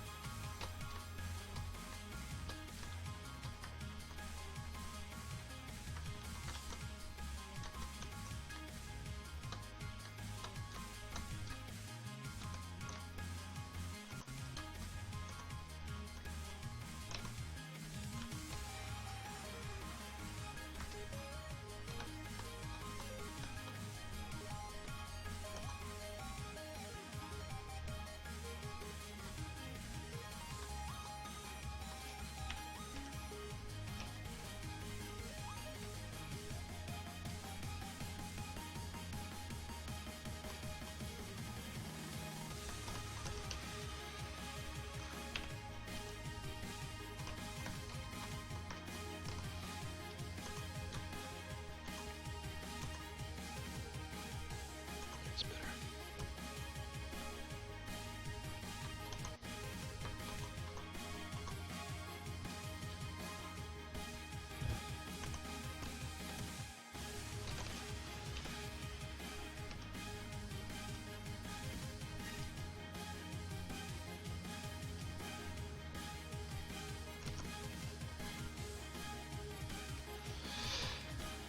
Well, maybe one day I just, not for any commercial project, this is like a fan art. Maybe I throw it in the game engine, because, you know, throw a little squash and stretch on a ball, and all of a sudden you got a little animated character running around.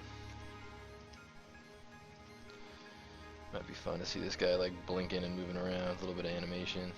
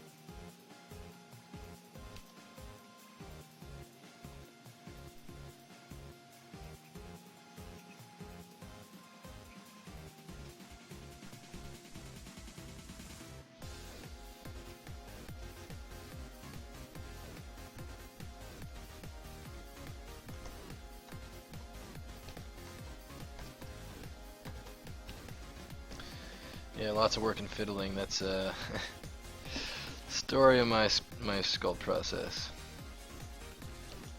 Spent a good amount of time on stream today, which I know is not very good TV, but just trying to manually make sure that he was actually a spherical round shape. He started more I sculpted, the more it was like in big areas was taken away from the spherical shape, so I had to like kind of go in the back and do some manual adjustment. Still a little bit pointy at the end there. You can see it's a little bit pointy at the end. I should be able to get there in a little bit though.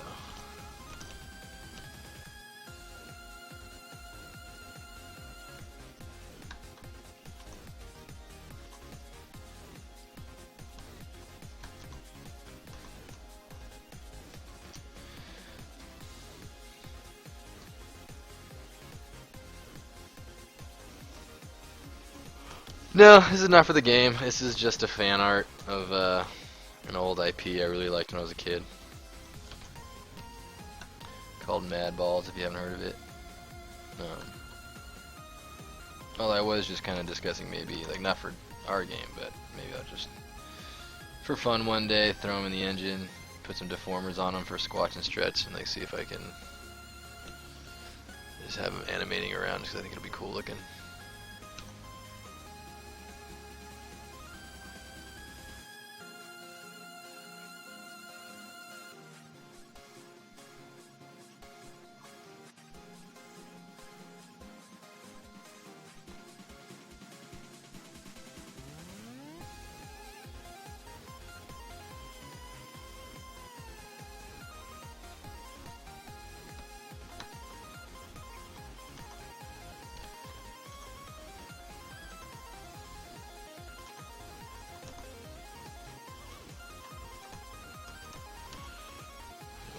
Nostrils flaring.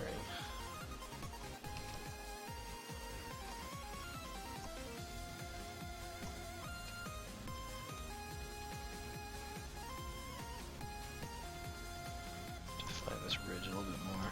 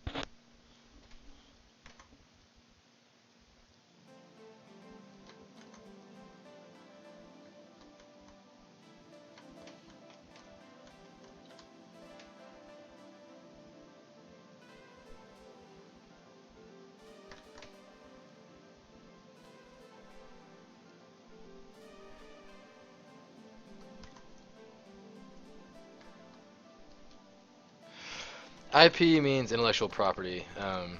Like this is from a IP called Madballs. It's a cartoon from the 80s.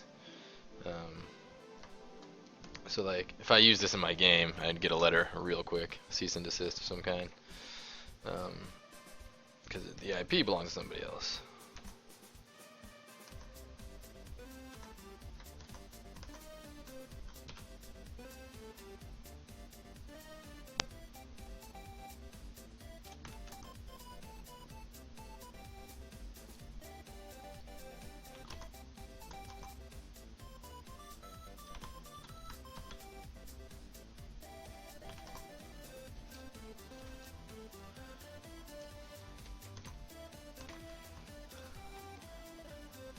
Like when, yeah, like when Rocket League puts like a Back to the Future car in their game, they have to do a whole arrangement with the Warner Brothers or whoever the hell owns the IP.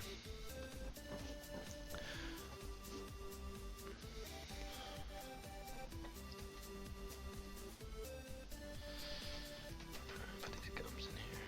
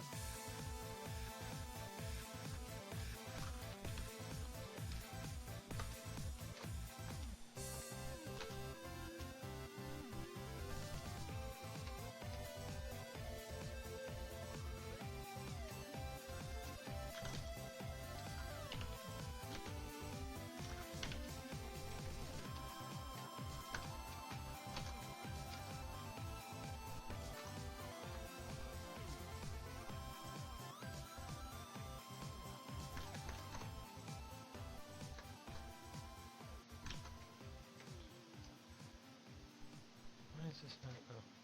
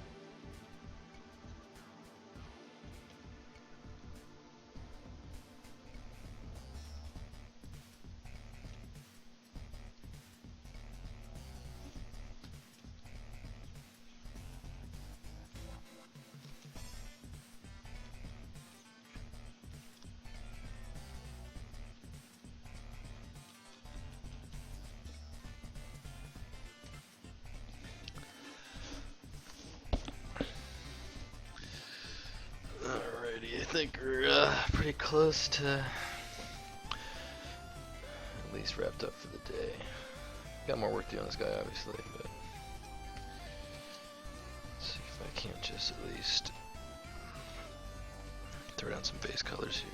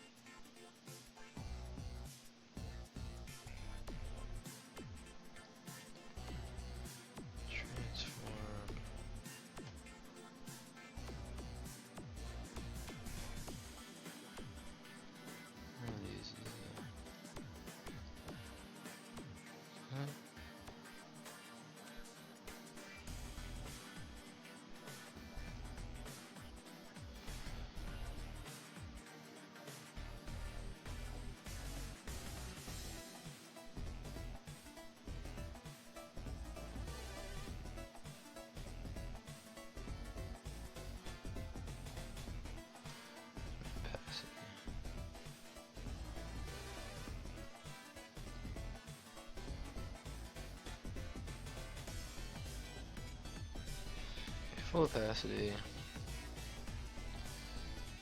Grab the color out of here somewhere. Okay, maybe that's great.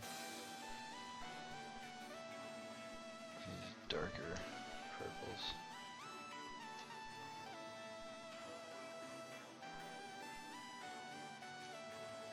It's pretty solid.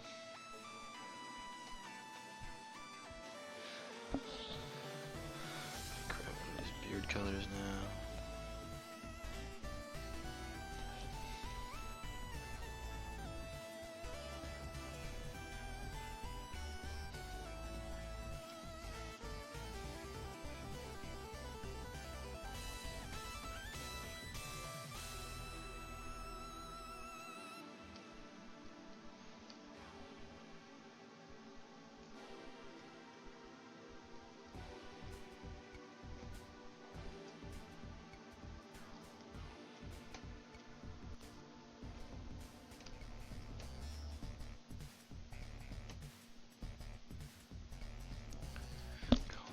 Gums.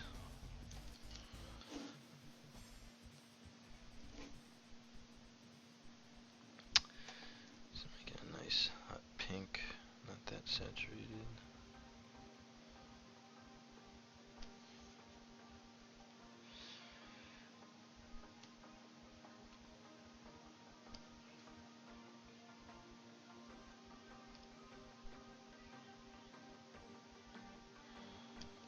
Darken and desaturate it a little bit.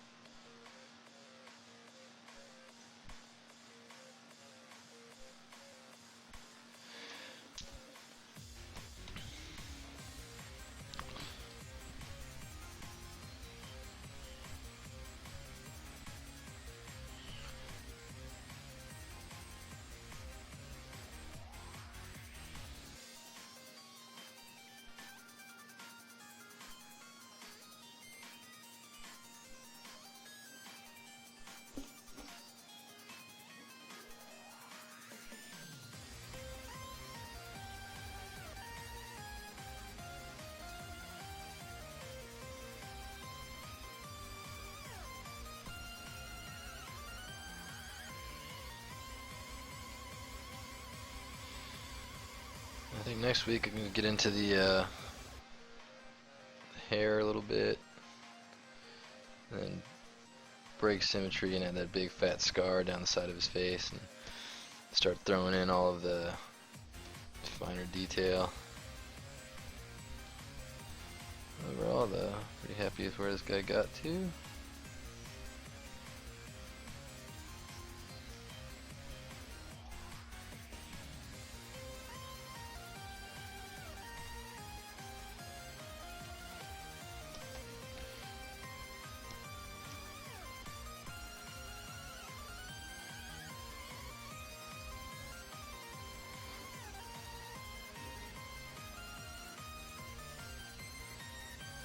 Let's run off some trimmers a bit.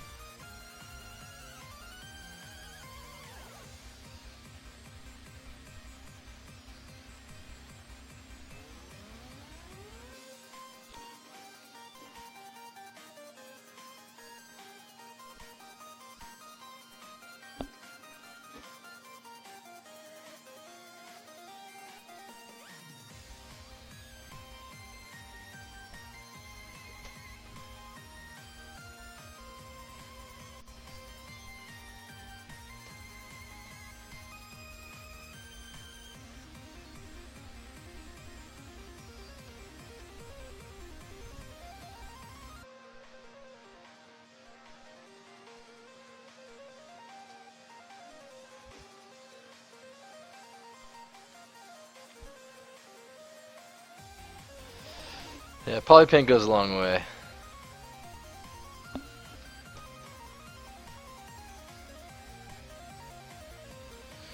This eye is gonna need more resolution before I do the proper veins. I might even do the veins in 3D actually. 'Cause it won't take very much to make it look good, and I think it'll add a lot.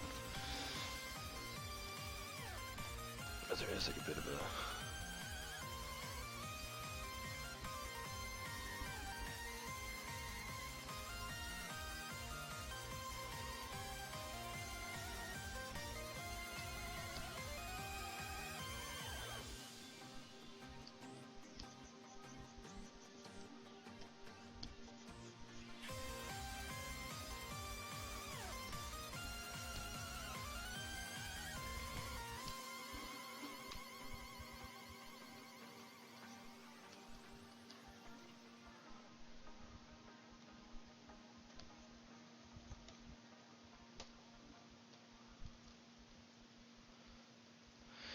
Missing one tooth.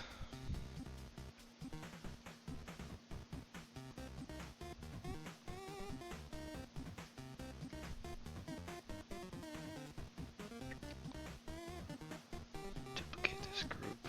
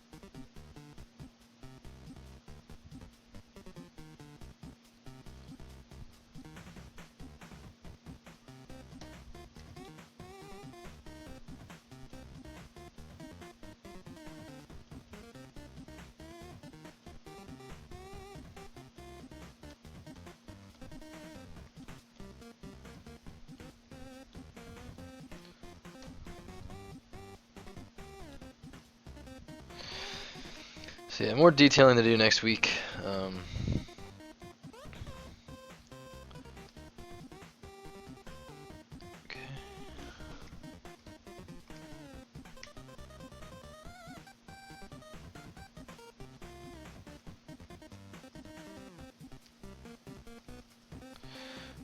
But I think we're getting pretty close here.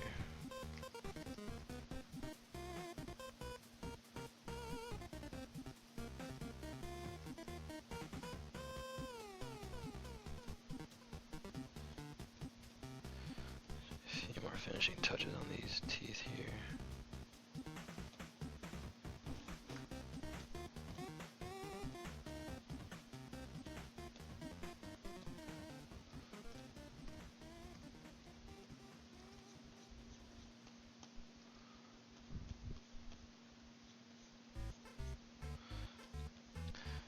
We'll get some detailing stuff next week and get him really going.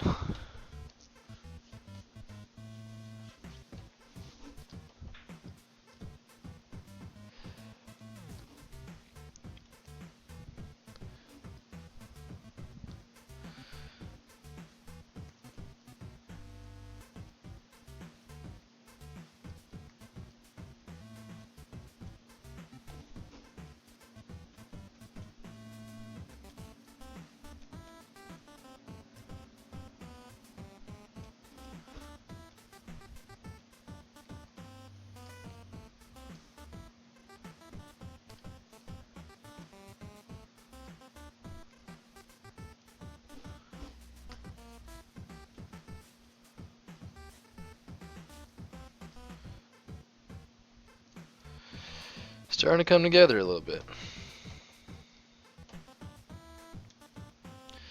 Put that scar, lay down the scar next week, do the beard, some fine detail, maybe some orange, there's some green pus goo coming out of him. I think we'll be close to what I would like to see. I think probably finish up next week, although detailing always takes way longer than I ever think it's going to take.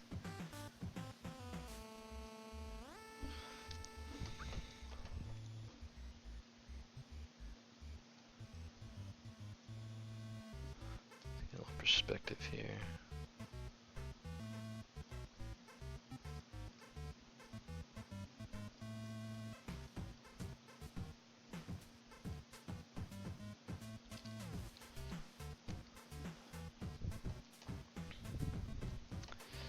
Yeah, I think the thing that's boring is this top half where his skin is kind of, there's not a lot of action there.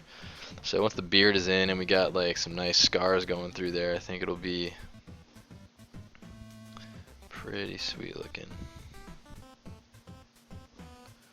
Draw perspective. Do a snapshot there. Shift S. Snapshot here.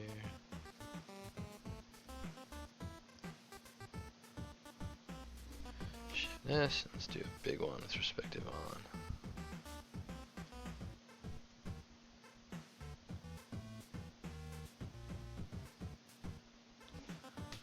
There you go. Alright guys, good stream today. Thanks for hanging out.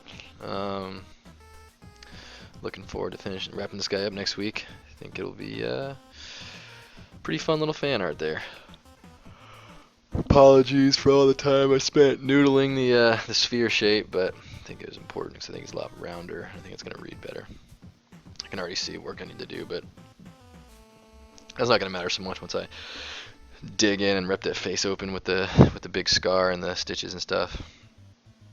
Probably gonna do a little bit more work folding the teeth over the lips a little bit cleaner. But overall, it's really coming along. I think it'll work out. Alright guys, I'm gonna take off here. We'll catch you guys next week.